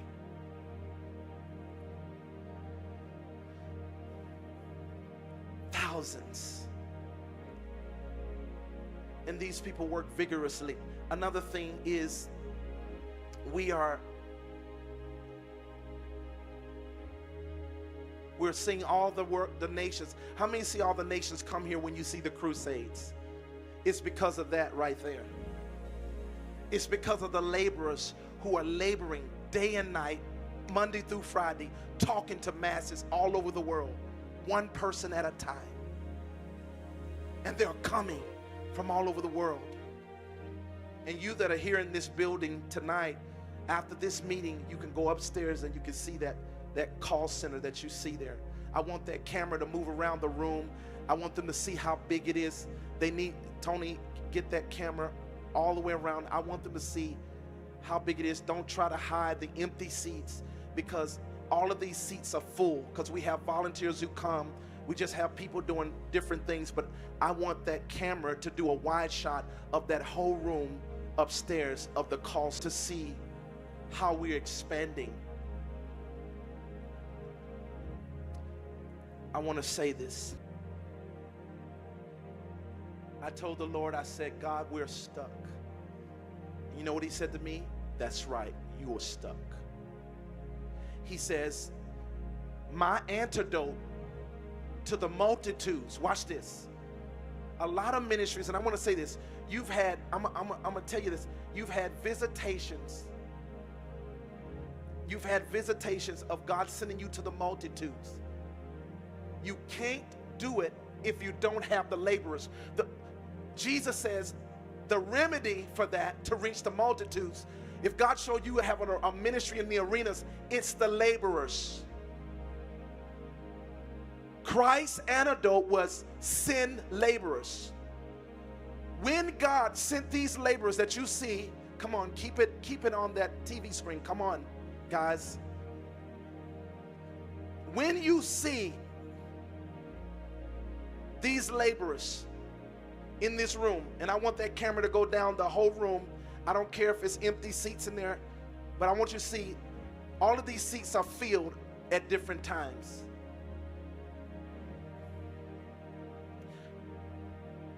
Before all of these laborers started coming, we were not seeing the masses come here. How many have been seeing the masses come here? You want to know why they're in this room doing the crusades? Because the laborers are ministering to them day and night by the multitudes. And you see, we bought computers with the money. Anybody, and phone lines, which is very expensive. But anybody who say that, believe all these lies on the internet and say, yeah, those are seats there, go to the other side. Anyone who says that I am not using the money for ministry, they are lying. Because you cannot have a massive ministry like we have set up professionally with the level of cameras we have that is in secular world, CBS, ABC. You can't have cameras and stuff like this if you're using the money wrongly. Not only that, you do not see the multi-million-dollar operation that goes on from day to day through television, through this. And now I'm going to share something about what I'm doing in my heart of this ministry that I haven't really opened up to nobody because I really didn't know how wonderful it was. I just was doing what God told me.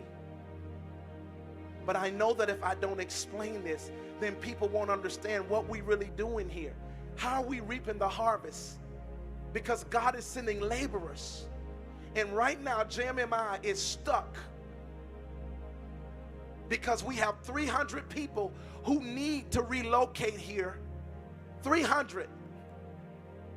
And they don't have nowhere to stay. Do you understand the harvest that 300 extra people sitting in all of these seats will do? I want you to raise your hands if you have seen the thousands come here in this room. Do you know how they came? The laborers. Now we pray here every morning.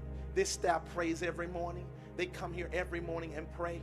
And then they start their work all through the day and night, some of them. Some of them work overtime just to reach souls, just to pray for people's lives. Come on, you can give them a great big God bless you. The laborers. It is not what we do up here on this stage. That's the main thing. It's what we do behind the scenes every day. Right there. It's what we do behind the scenes. So deceptive. Yep. This was the whole. Yep. I heard Mike Murdoch no overtime pay either. Say, it is not what you do occasionally. It's what you do daily. It's what we do daily that has caused us to be successful and reach the masses in all the nations of the world. And that's why you see people like my dear daughter Susan on the front row, who gave $100,000 to this ministry. Initially, that was her obedience. She had $200,000 saved up. And I told her, I said, God said if you give $100,000, that's about half, then he will release millions. He slept with her too. Slept with her and her daughters. Millions of dollars on your life because you're giving into a ministry that the money is fruitful. The only reason she's sitting up there is because she gave that money. Sowing into good ground. And I told her, I said, you will receive these millions of dollars before the end. There's Missionary right there. And last year around November, it happened. $5 million There's Angel Jones. To her life. She gave another $1 million. Isn't that awesome? Yeah, Cap. Yeah, that's Susan Altman. Yeah. Mm-hmm. Yeah, that's Susan Altman. Right there. Mm-hmm. Yeah. Mm-hmm. Susan Altman, yeah. That's Susan Altman right there.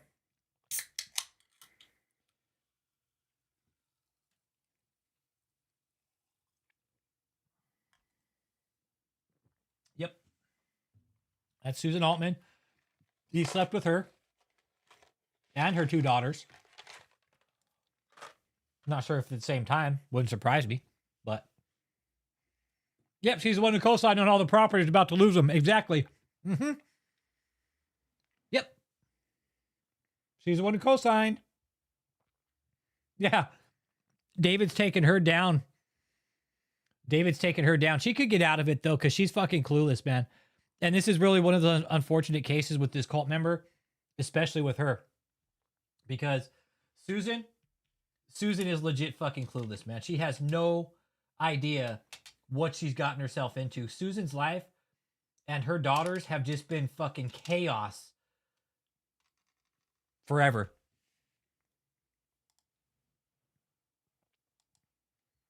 David destroyed this entire fucking family, man. I firmly believe that her daughter, yeah, like, oh, dude, Detroit, dude, no, she gave over $1 million. This one right here, bro. Nah, she gave over $1 million, my guy. Nope, she signed documents. She's about to go fucking bankrupt, dude. She's about to lose because she signed. Let me say that again. Because she signed, she's about to lose a lot more than her fucking house, man. Oh, it's fucked up.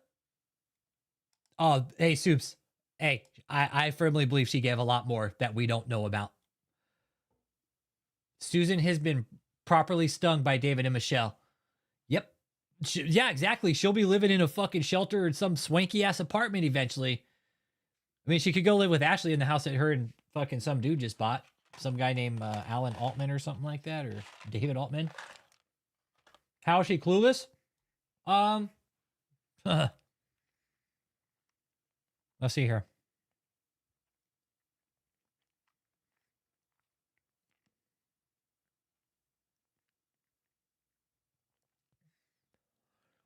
I really wish I could explain to you how she's clueless.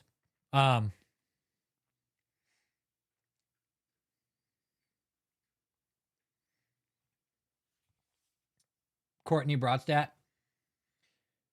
You know how like you look at some people sometimes and you just know there's nobody there. They're just kind of walking around clueless. She's one of them. Exactly. Who would sign for David given his financial fucking record? That's how she's fucking clueless. If she had a clue, all David had to say, hey, God told me you said sign this. She's like, okay, yeah. Susan is under this constant state of religious fucking psychosis, man. Her whole fucking family, it's fucked up. It's fucked up, man. I know she gave a good portion of it, Curly Girl. Now she kept some, but I also know she gave a good portion of it. That's for goddamn sure. Mm-hmm. You can see in Susan's eyes, man. That's the thing. It's like the wheel's turning, but nobody's driving, man. The wheel's turning, but nobody's driving. Yep, he sure did. Yeah. Oh, yeah. Yeah, oh, yeah, David slept with most of these women. Yes. Sydney, yes. Most of these women you see here, David slept with. Yes, absolutely. Not all of them, but a good portion of them. He slept with her for sure. And her 2 daughters. And she gives monthly now. So yeah, she's given well over 1.3 million. Oh, she's wrapped up in the Houston location because she signed documents. Don't sign paperwork.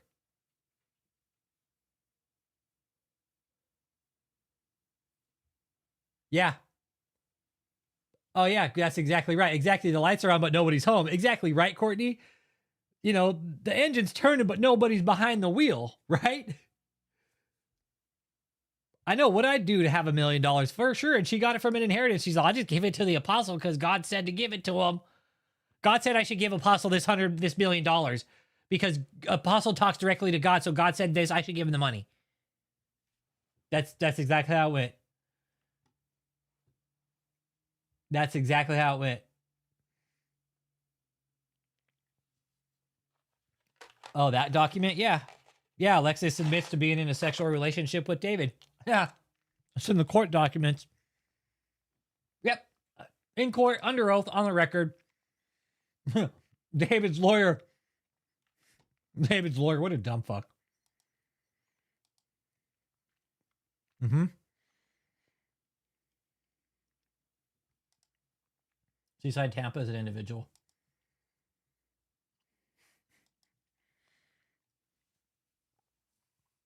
Oh my God, they're going to take her for everything. They're going to take her for everything.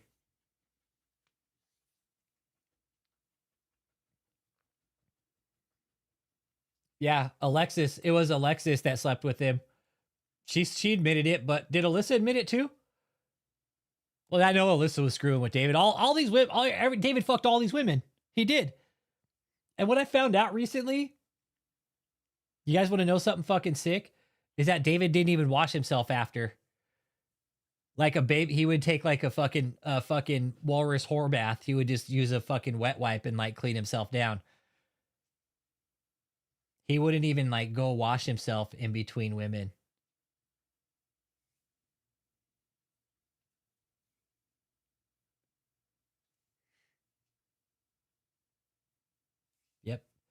Yep.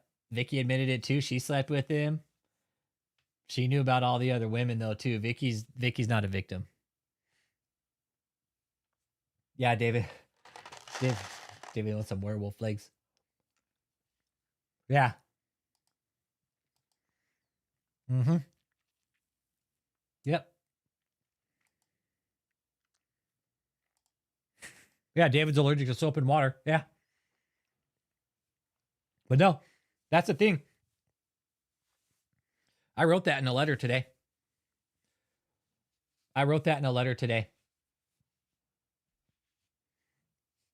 It wouldn't surprise me if he does, Sydney. It's funny. You kind of read my mind. It wouldn't surprise me if he passed something around. He slept with so many women. It wouldn't surprise me. Not one bit. I don't believe 100 women contacted Vicky. Vicky's full of shit. Mm-hmm.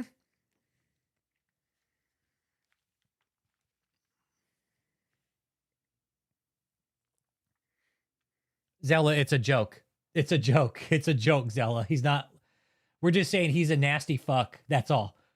He's not literally allergic to water and soap, okay? He could be because he's a sick fuck. That's what I'm just saying is he's nasty. Like, that was the kind of person he is. He's a degenerate. Yeah, David's also allergic to wiping his ass too, apparently, right? And again, that's one thing, these women, like, there's no happy ending to this. Yeah, Zella, he never cleaned himself. He didn't. He never took care of himself. This is the one he was found with. This is Alyssa right here. But this is about, I don't know, 100 pounds ago.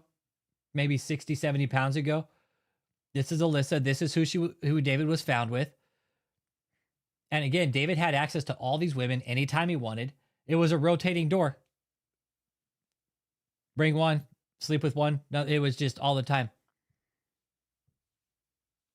It was a rotating door with all these women.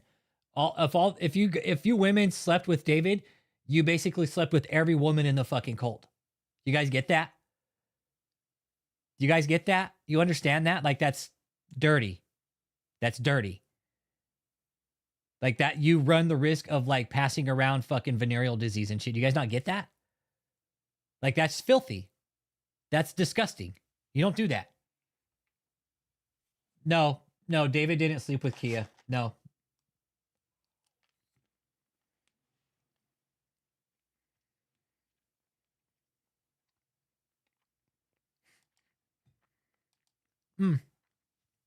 I don't think David would take the time out to see me. Mm-hmm. Exactly, Joe Faraday.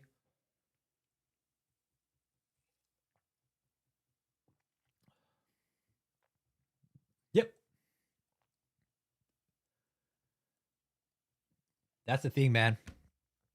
That's the thing. There's no telling what David could have caught and passed around.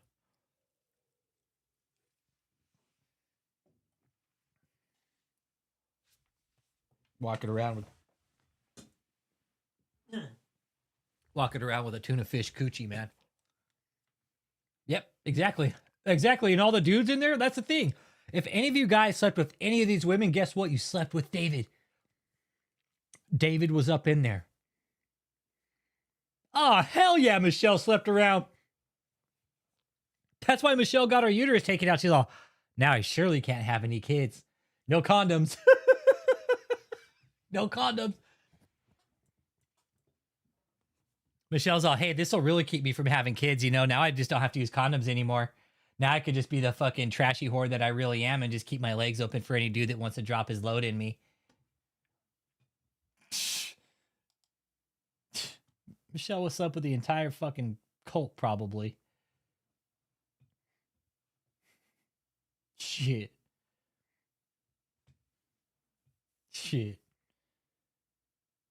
Oh, yeah, this is Alyssa K. She was caught with David. There's Vicky Trollhe. There's Steve. That's Rebecca Stalker right there.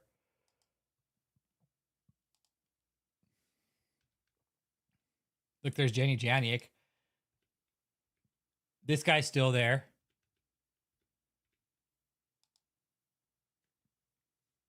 Let's see here. That girl's still there.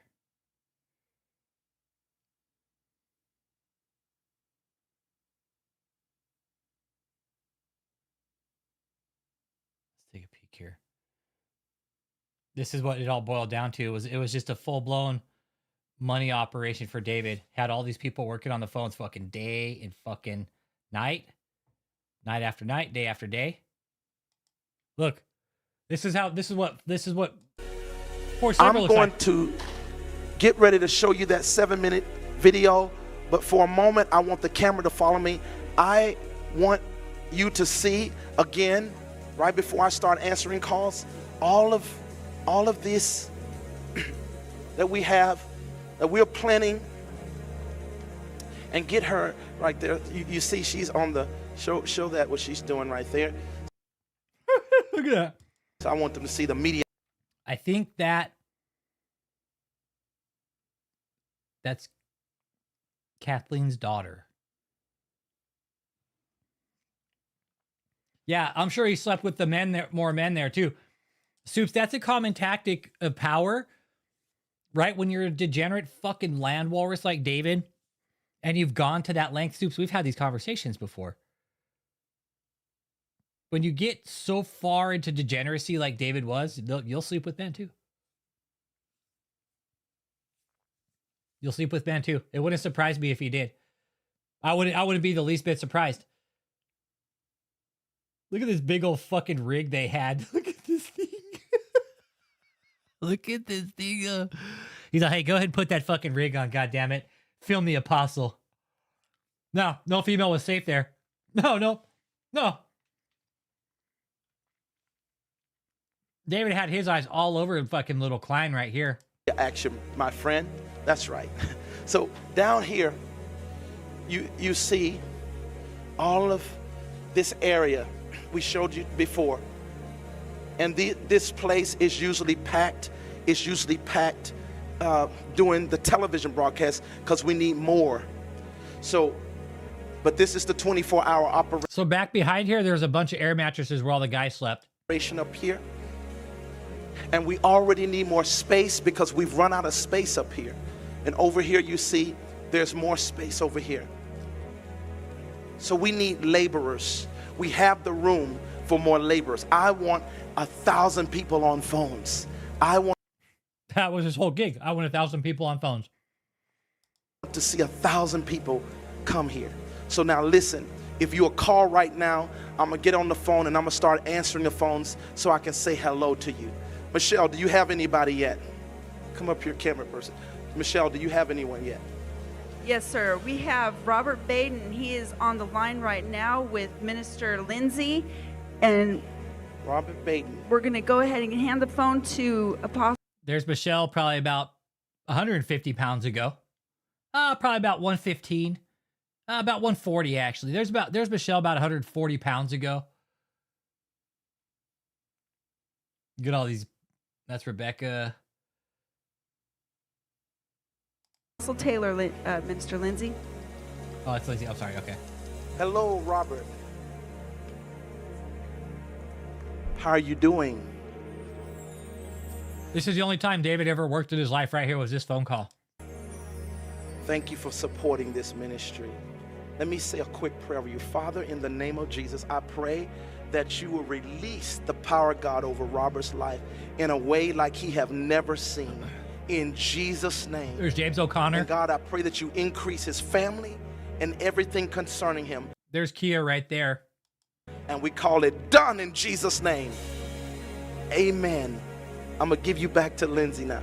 Who else? Yes, sir. We have a lady on the phone right now with Minister Kia, and she's actually wanting to sow. And Apostle Taylor's going to get on the phone with her and bless her seed. What is her name? Nancy. Let me talk with Nancy. You guys, I'm about to talk with Nancy. Come on, let me talk. Hello, Nancy. Yes, do you see us on live stream? Are you looking at us right now? Do you see me on the phone talking to you? Yes. She said it's amazing. Well, you know what? I wouldn't go across the block to see me, but neither would I. know you all love the Lord and you come because of Jesus. I want to say a blessing over you for sowing into this ministry. Father, I thank you for Nancy. I pray that you will release your hand and your glory on her. In Jesus' name, right now, we break every demonic attack and assault, I sense that Holy Spirit, against her life. And we financial breakthrough just last night, or they sold 100 yesterday and got financial. Look at this fucking bitch. She's been in it the whole fucking time. She's still running it too. Michelle's still running it. This is such good ground that we have such supernatural testimonies that happen every day with financial. I heard that someone just came into a miracle financial breakthrough just last night, or they sold 100 yesterday and got 1,000 already today. Isn't that amazing? Yes, sir. Not only that, Apostle, you know, when you prayed over that bucket and you told people multiplication, yes, we literally, that same night, we started getting calls in, and one person in particular. I mean, the one thing I know, right in her space. Hey, Sly! All right, Sly! Michelle. All right, Sly! That thumbnail? Who the hell is that? Stormfluent, where? Down here at the left?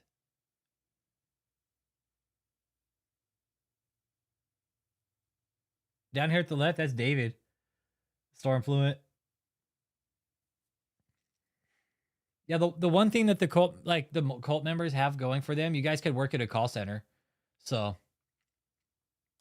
Said that they were getting ready to start a business and literally opened up the mail they got earlier that day, and in that mail it was all the paperwork that they needed for their business to start this week to enter into like $500,000 to $1 million, and they were shocked because they thought it would be 2 more years. What? They got $1 million increase? Yes, they did.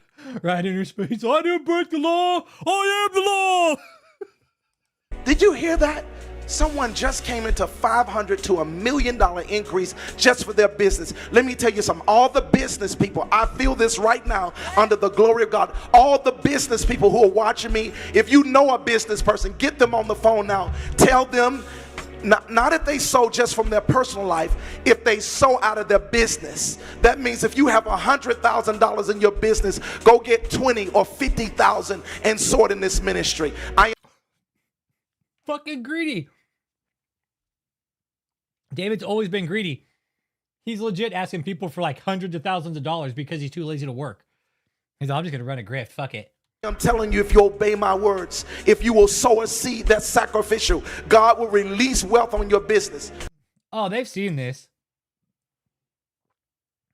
I know, celebrating getting free money. Michelle's like, yeah, fuck yeah. She's all, I'm gonna let this walrus lay on top of me tonight. When this person did this, they came into $1 million. Just when was it? Today? It was Saturday night. Saturday night. Let me tell you something. God has a miracle for you. This is a miracle ministry. And it's not just miracles of healing, it's miracles of finances. And why I'm showing this, because it shows how long some of these people have been in there. This was back in 2018, man. We're 2026 now. What, 8 years later? It's a long time in the cult, man. It's multiplication. A long, long time in the cult. You got fucking James O'Connor. Some of these people have been in this cult for a long time, man. You got Joseph right there. There's fucking George Scott, that little prick. You got Joseph and George.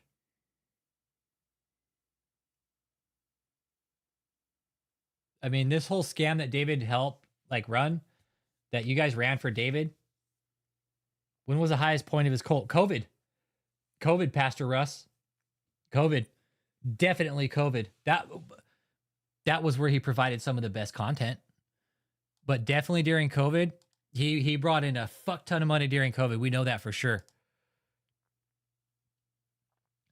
Oh, you were looking, hey, now I'm tracking now what you were talking about. Where you at there? Let's take a peek here. Stormfluent, yeah. Yeah, Uncle Jake made that. Popped it into AI. It looks like David E. Koresh, right? Yeah, it's David E. Koresh. And it is. That's what we're talking about tonight, is this is a sinking ship. Like, we just look back at what it was, right? It was a full-blown money grinder. He had all these people working on the phone, paying all his top people just barely enough to keep them happy. He was banging all the women, and for sure, David, Jenny, Janiak, I know he groomed you. I know for sure they're going to find some fucked up shit. And then that's going to be the end of story for David E. Taylor. Yeah, David rose up during COVID and then took a huge fall. Yeah. Took a huge fall during COVID. He came up during COVID and took a huge fall right after. Let's take a peek here.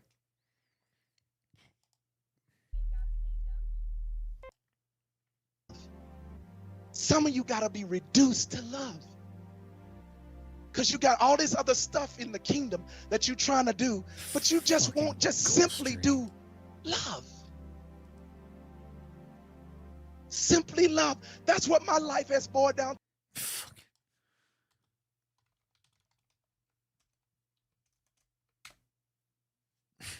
fucking liar.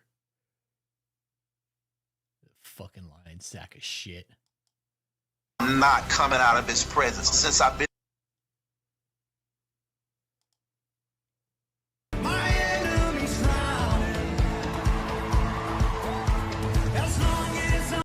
Just such a stellar design, just as you were just saying, Pastor Joseph.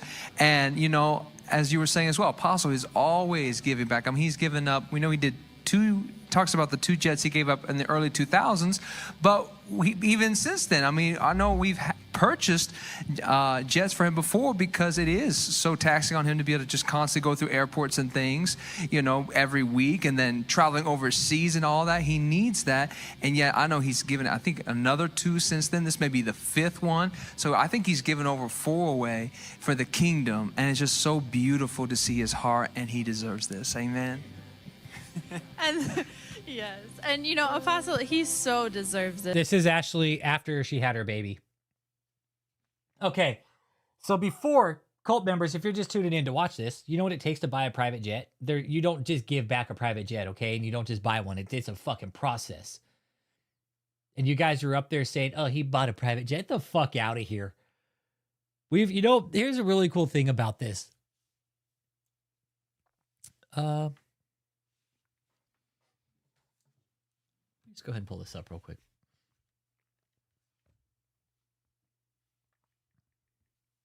All right. This is a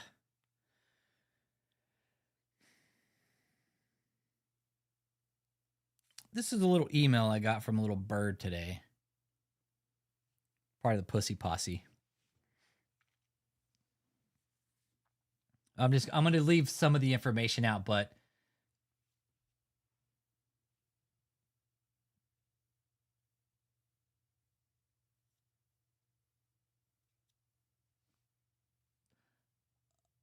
you didn't leave any names, so I'll just, okay.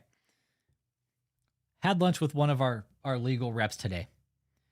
He served as a financial fraud lawyer for 10 years before joining us, focusing on people who got into legal financial trouble, basically by guys like David, who took advantage of them because they were poor or couldn't read contracts. Okay, tracking here? Tracking? I asked about David and his followers protesting the courts. Never has he seen anyone do such a thing, and that in his 24 years as a representative of the law, this is one of the stupidest things he's come across in the courtroom or by a client, period. He never knew of many legal reps who would have, he said he knew of many legal reps who would have dropped this case for just those reasons. Client never listened. Okay? He's adding, when your lawyers tell you to shut the fuck up, you shut the fuck up. Or you come out and you do the opposite, they'll no longer be silenced like the cult was doing. The lawyers can, done. We're not representing you anymore. You just don't do some things, right? You hire lawyers to protect you, okay? Not for you to tell them what you're not going to do. Or yeah, not for you to tell them what you're going to do. You hire lawyers so they can keep you out of trouble with the law. Yeah, we've been saying this. Claiming that they're hosting another arena event, it just proves to the feds that they're full of shit and that they're fraud. They're still lying to the general public, right? So this is not a church. This is a continued money laundering operation. The shitty lawyer just wants what's left of David's money. I know, exactly, right? Yep. I'm just reading a couple quick notes here. This is where I was saying, David's not being charged with porn, everybody. We all wish he was, but it's not illegal to have, as long as the photos are adult, it's tough. You can't say he likes porn or likes to collect it. If he hasn't broken the law of consenting adults, which it sounds like it is, but it doesn't paint David in a good light, which makes juries dislike men like him. And that's all true. But I know there's we know there's a kind of a coercive method behind this. There really is. And that's the important thing that we know that these attorneys are kind of learning on the fly. David's attorneys are learning what kind of piece of shit he is as it goes. Yep. All these charges will affect David the rest of his life. When he goes to buy a car, when he goes to get a home, everything. Well, that's cool. Nobody's going to be there. Nobody's going to be there. Let him show up. Let him show up. Wow. They're going to show up when the entirety of fucking Washington's on like spring break and shit, like, or not spring break, but when the government's literally kind of like on a stand down status. And Sydney, let them. They're wasting time and money.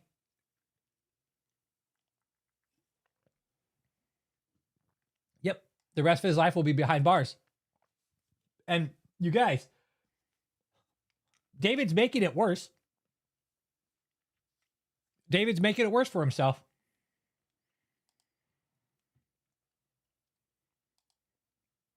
Well, no, Courtney. They're taking this to a whole new level. They're looking at this from this is all new. This is all new. Fuck no, David's not getting out. Hell no, Mike Morales. David's not getting out of jail. Fuck no. Because his heart is always the kingdom. Jet. He's always giving back. He's always sacrificing. And I know, his executive, his staff has always, tried to get him to keep one of the jets so he can, have more peace and more, rest when he travels. And I remember, before COVID came and Apostle was traveling to a new nation, I'm telling you, it felt like every 2-3 days he was in a different country, just constantly ministering the gospel, place after place after place. And even at that time, he still would not take the jet. He still would not take the gift. And he chose to travel commercial. And that's so wearing on your body when you have that type of schedule and that type of demand to be in all these different countries. This is after Ashley had her baby. Around the world, and there's always invitations that he's having to turn down. And so it's just such a blessing to see Apostle receiving this after this many years. And he just more than deserves it. Well, that is absolutely true, Pastor Ashley. So I think we need to see that video one more time, and if this time we could hear the sound of it, it is deserving of another play. Media team. In light of your 33 years, appreciate his labor of love and sacrifice for you and your loved one. Apostle Taylor, in light of your 33 years, including this historical 2-year shutaway that you are doing for all of us, this year on your birthday, your friends, sons, and daughters, and many around the world want to bless you with your very own Gulfstream G5 executive private jet airplane. Right, Vanessa, not only that, but when you go on and lie about something that they never did, you definitely know you're in a cult.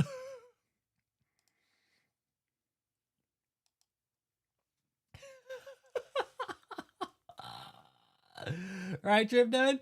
No, he did. He has, Trip 9. Yeah, he has. He's pissed off the prisoners.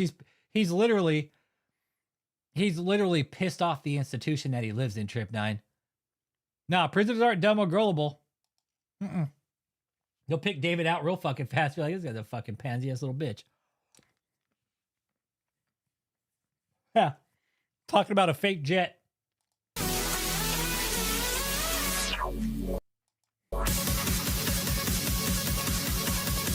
My favorite part coming up, watch.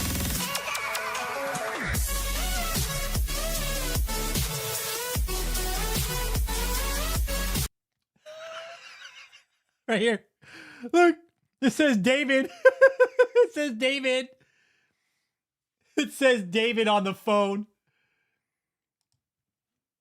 It says David. This was probably the best part. Oh, look, David's calling me in my private jet. Why did they put a picture of David on there and Michelle calling him instead? No, there was never a jet. There was never a jet, man.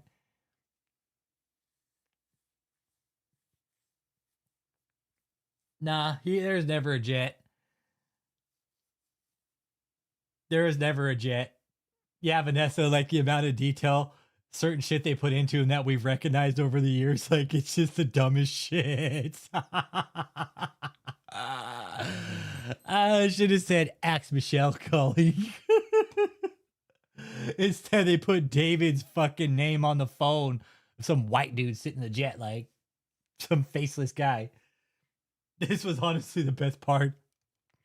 He can't even transport a 60-foot stage. I was gonna fucking get on a private jet.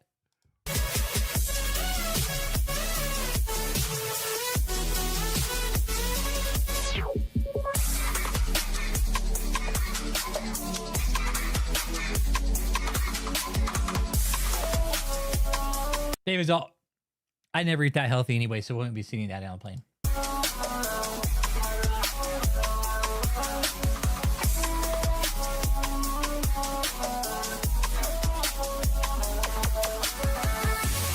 Oh, it's so embarrassing. It's so embarrassing. It is.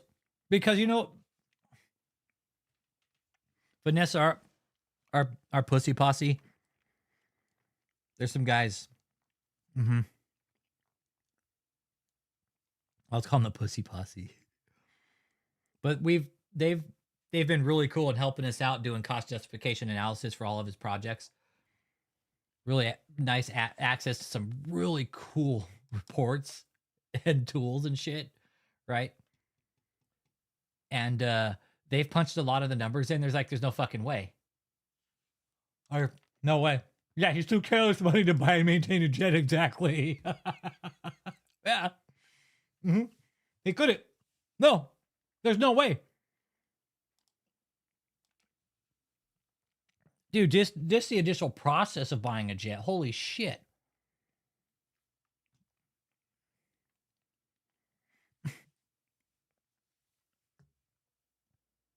We've gone over this fucking 100,000 times. He would have never been able to afford it.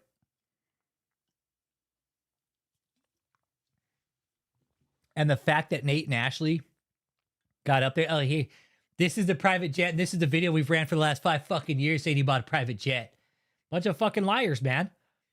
You guys need to check yourselves too, because you're willingly lying for this man. I know. It'd be him. It'd be fucking Michelle and Joseph at the wheel. I know he'd go down like Tarzan and Pastor Jane. Yeah. Yeah. David would be flying and Joseph would be co-pilots. No, I don't wish that on anybody.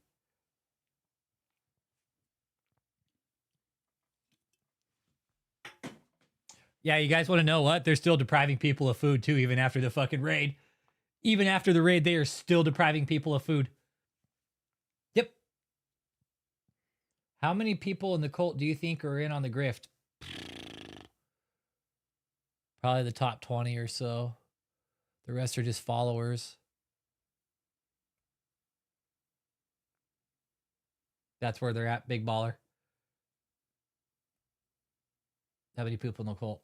Yeah. Michelle, David, Joseph, Kia, Jenny Janiak, Alyssa K, Debbie. I mean, there's some loyal people that are all in on it, but they're just there to work for him and make him money, and that's it.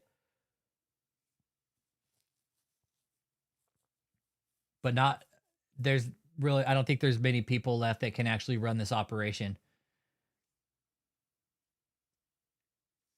They're going to go bankrupt eventually.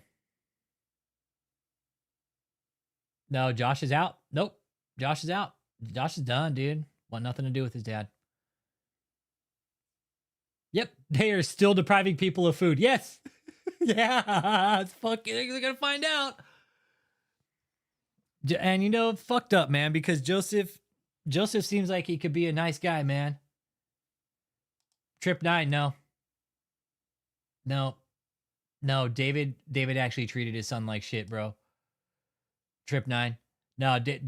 Unfortunately, Josh is a victim. Yeah, it's really unfortunate. He's victimized by his own fucking dad, man. No, David got jealous of his own son having a fucking relationship, dude. David's a true piece of shit. He doesn't even. David is so fucking insecure and such a jealous little fucking walrus that he won't even let his own goddamn son have a healthy functioning, normal, heterosexual relationship with a woman. He is so fucking jealous and insecure, he won't let his own son have a relationship.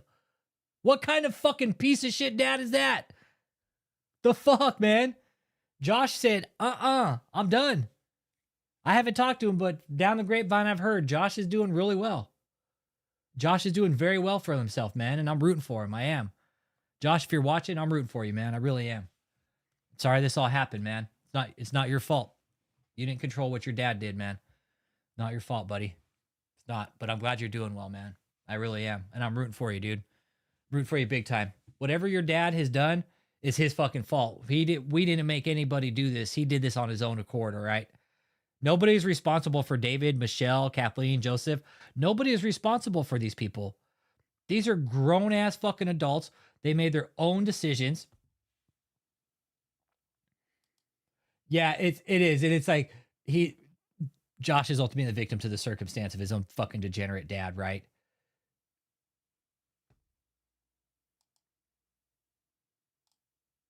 Yeah, David's a real piece of shit. He doesn't even know how to help his son be in a relationship because his dad is so fucking jealous. Like, that's fucked up. Like, you're in competition with your own fucking father. What a fuck, that takes a true fucking piece of shit. Oh, excuse me. Like, for David to do that, to be in competition with his own goddamn son, man. You know, as a father, you know, you're supposed to be there to help your son and guide him and maybe teach him how to treat a woman. Josh, you're going to be all right, man. I think you know how to treat a woman, bro. I really do.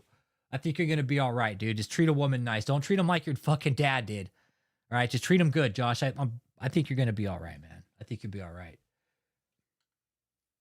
I don't know, Pastor Russ. I don't know.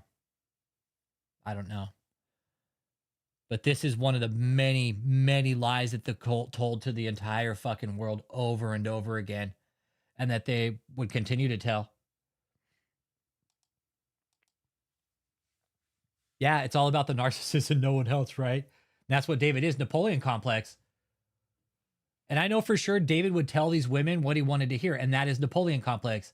This is what I want to hear from you. Because I'm so fucking insecure that you wouldn't tell me this shit unless I told you to tell it to me.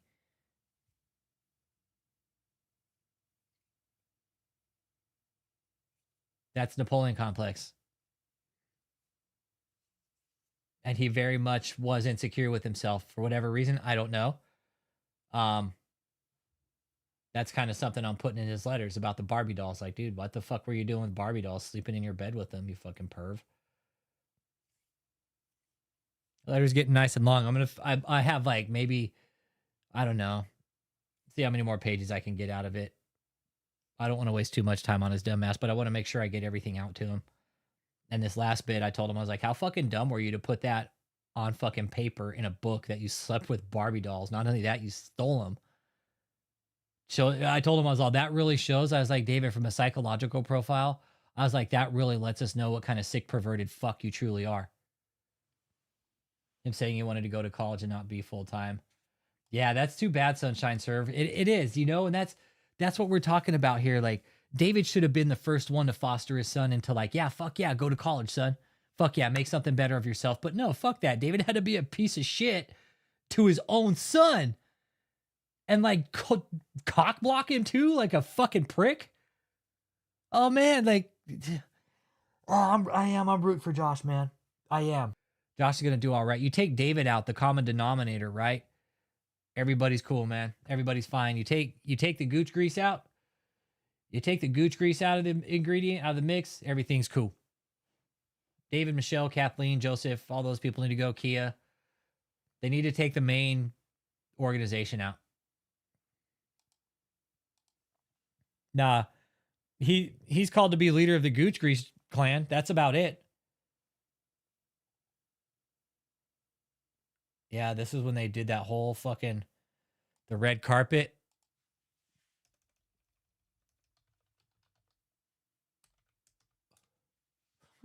That was the dumbest thing ever.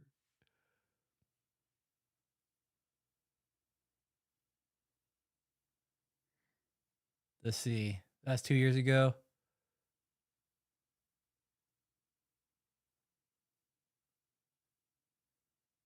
Gaudy life of a narcissistic cult leader. Yep.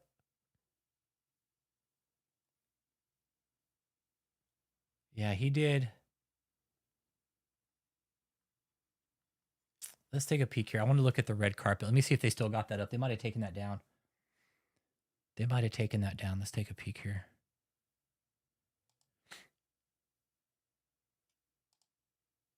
That's the second channel. Hang on.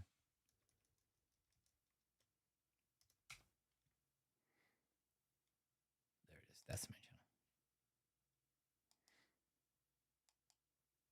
All right, let me see if I can find the red carpet gala. No, that's 4 years ago, 2 years. That's when he came out of fucking hiding. That's not it. Is this it? That was one of them.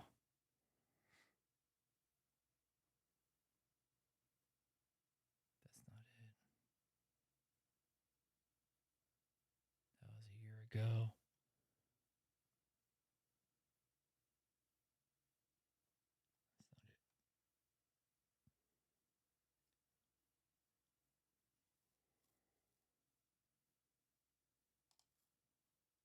Błogosławił, żeby was okrył swoim płaszczem i swoją krwią, żeby się cuda działy dzisiaj i każdy dzień, żeby się uzdrowienia działy, żeby się uwolnienia, żebyście byli uwolnieni, uzdrowieni.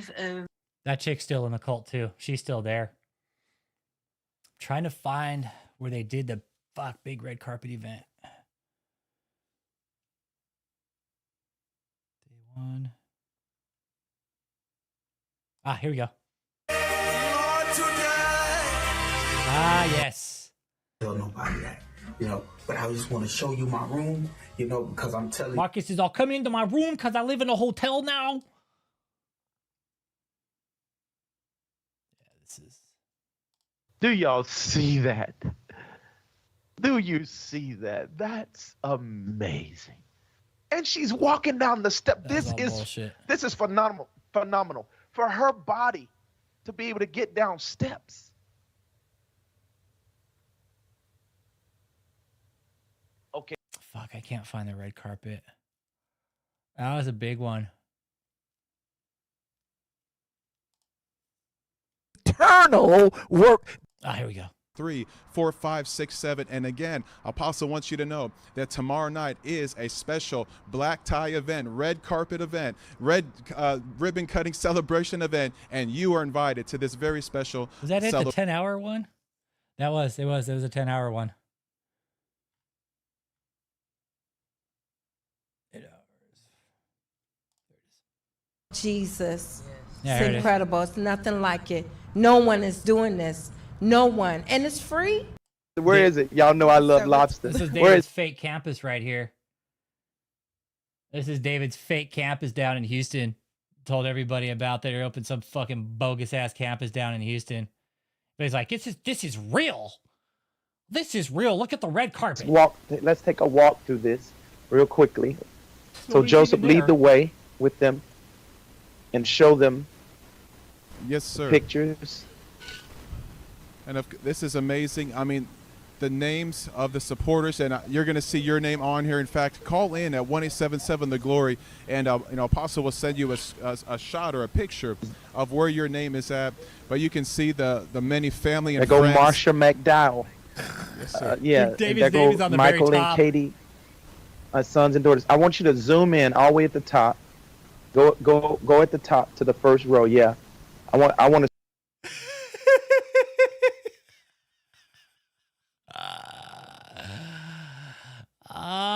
David's got all his top earners right there at the top. Look, there's Fadi Madi.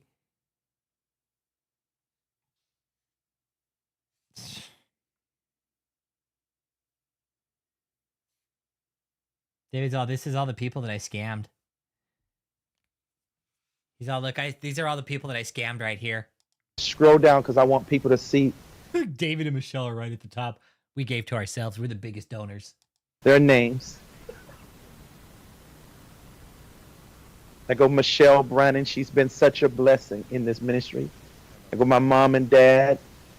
Like Kathleen Klein's, Mother Helen Woods, Susan Alderman, Deborah Hopkins, Kumi from Deborah Hoskins is Debbie Frazier. Japan, Vivian Tan, Tremont Williams, Kirsten Jones, Daniel MacArthur, Stanley Cam. Come on, keep going down.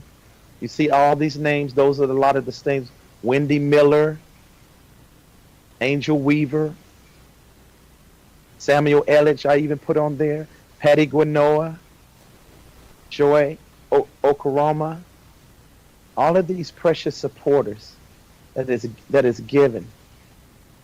Look at this. Oh, this is definitely a cult, Brotherleen. Foddy's a piece of shit. Foddy's a piece of shit, Courtney. Foddy's a piece of shit. Fuck him. Fuck Foddy. That guy's a real piece of shit, man. No, that guy's a piece of work. That guy's a piece of work. Cool, Brotherling. Right on. Bitchin'. Catholic Church is a cult. Right on. Awesome. This dope fucking dumbass red carpet event. Oh yeah, look, here's inside the house. David promised people they'd be able to go live here.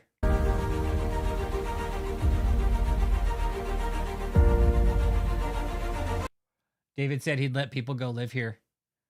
Nobody ever got to go live here though.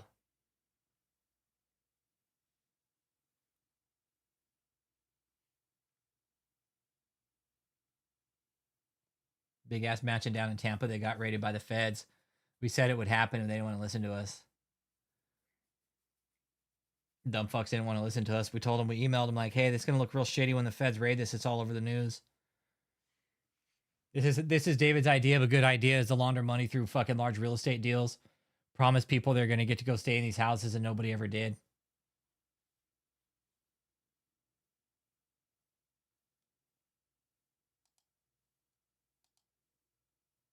Yeah.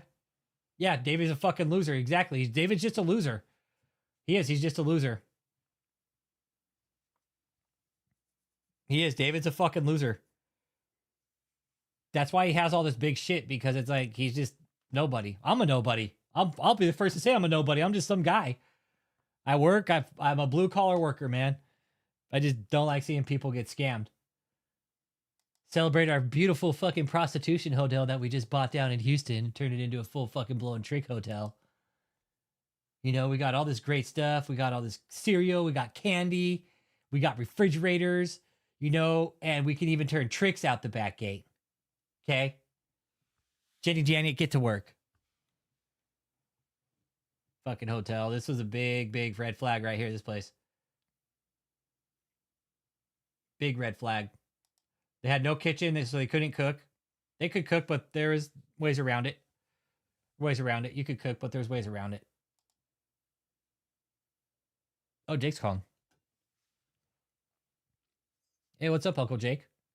Hey, you want to be a dickhead? Yeah.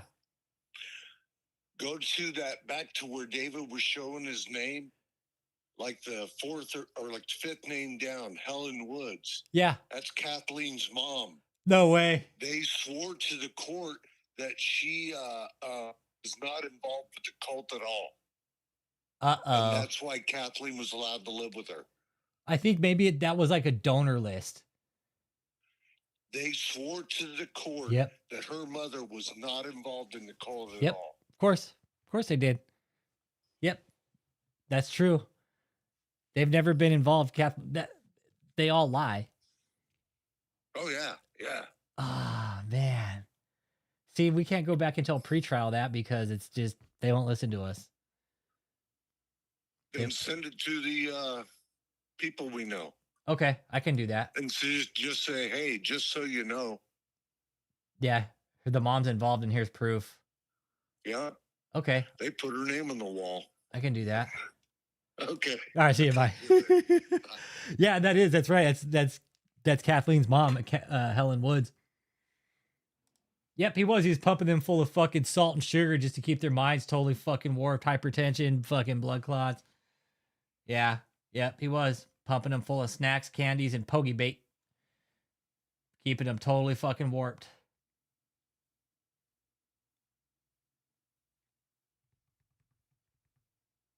Here's another one of his scams. The Boeing campus that he never was going to buy. This is all a fraud. So cult members, in closing tonight, what are you guys going to go to after this? There's no campus for the harvest. There's no school. There's no convoy of miracles. There's no more call centers. All the properties are going to get seized. David's going to end up in jail for probably what is going to be the rest of his natural life. Same with Michelle. She's got a big stint coming. Okay. Michelle's got 8 out of the 10 charges. Michelle has 8 out of 10 charges. She's going to jail, y'all. She ain't getting off on these charges unless she fucking totally rolls over on David and says, yeah, this is how it all happened. But I don't see Michelle rolling on David because she firmly believes some dream that David gave her that she's going to go down with him and fighting, and they're going to be up on the stand together claiming victory over all this shit. Yep. They're being prosecuted, not persecuted, everybody, okay? They committed felonies. They committed felonies. Y'all might not think you've been victimized, but you've been brainwashed for so long, you just don't know. But the way the government sees it, they broke laws, which is why they got arrested, which is why the feds showed up, which is why the IRS is looking into all their money. This is framework. Cult members that are still left, get out. There's help for you, okay? No hard feelings either. There's help for you. There's help for you if you need it, all right? But mark my words, this is over. This is over. David's not getting out of jail. He can fight it all he wants. He's trying to appeal it up to a higher court, but it ain't going to happen. He's all worried about the vocabulary, like the government's overlooking stuff, and it's not going to happen. They have texts, they have text messages, they have emails, they have Facebook posts, they have all kinds of stuff on you, David. They have bank accounts, transactions, they have Cash App, they have all your dirty shit. You're going to try to fight it on appeal in a higher court, David, you're going to lose. Cult members, he's going to lose. There's nothing left. Go home, everybody, okay? Go work in a call center somewhere for a bank or something like that, okay?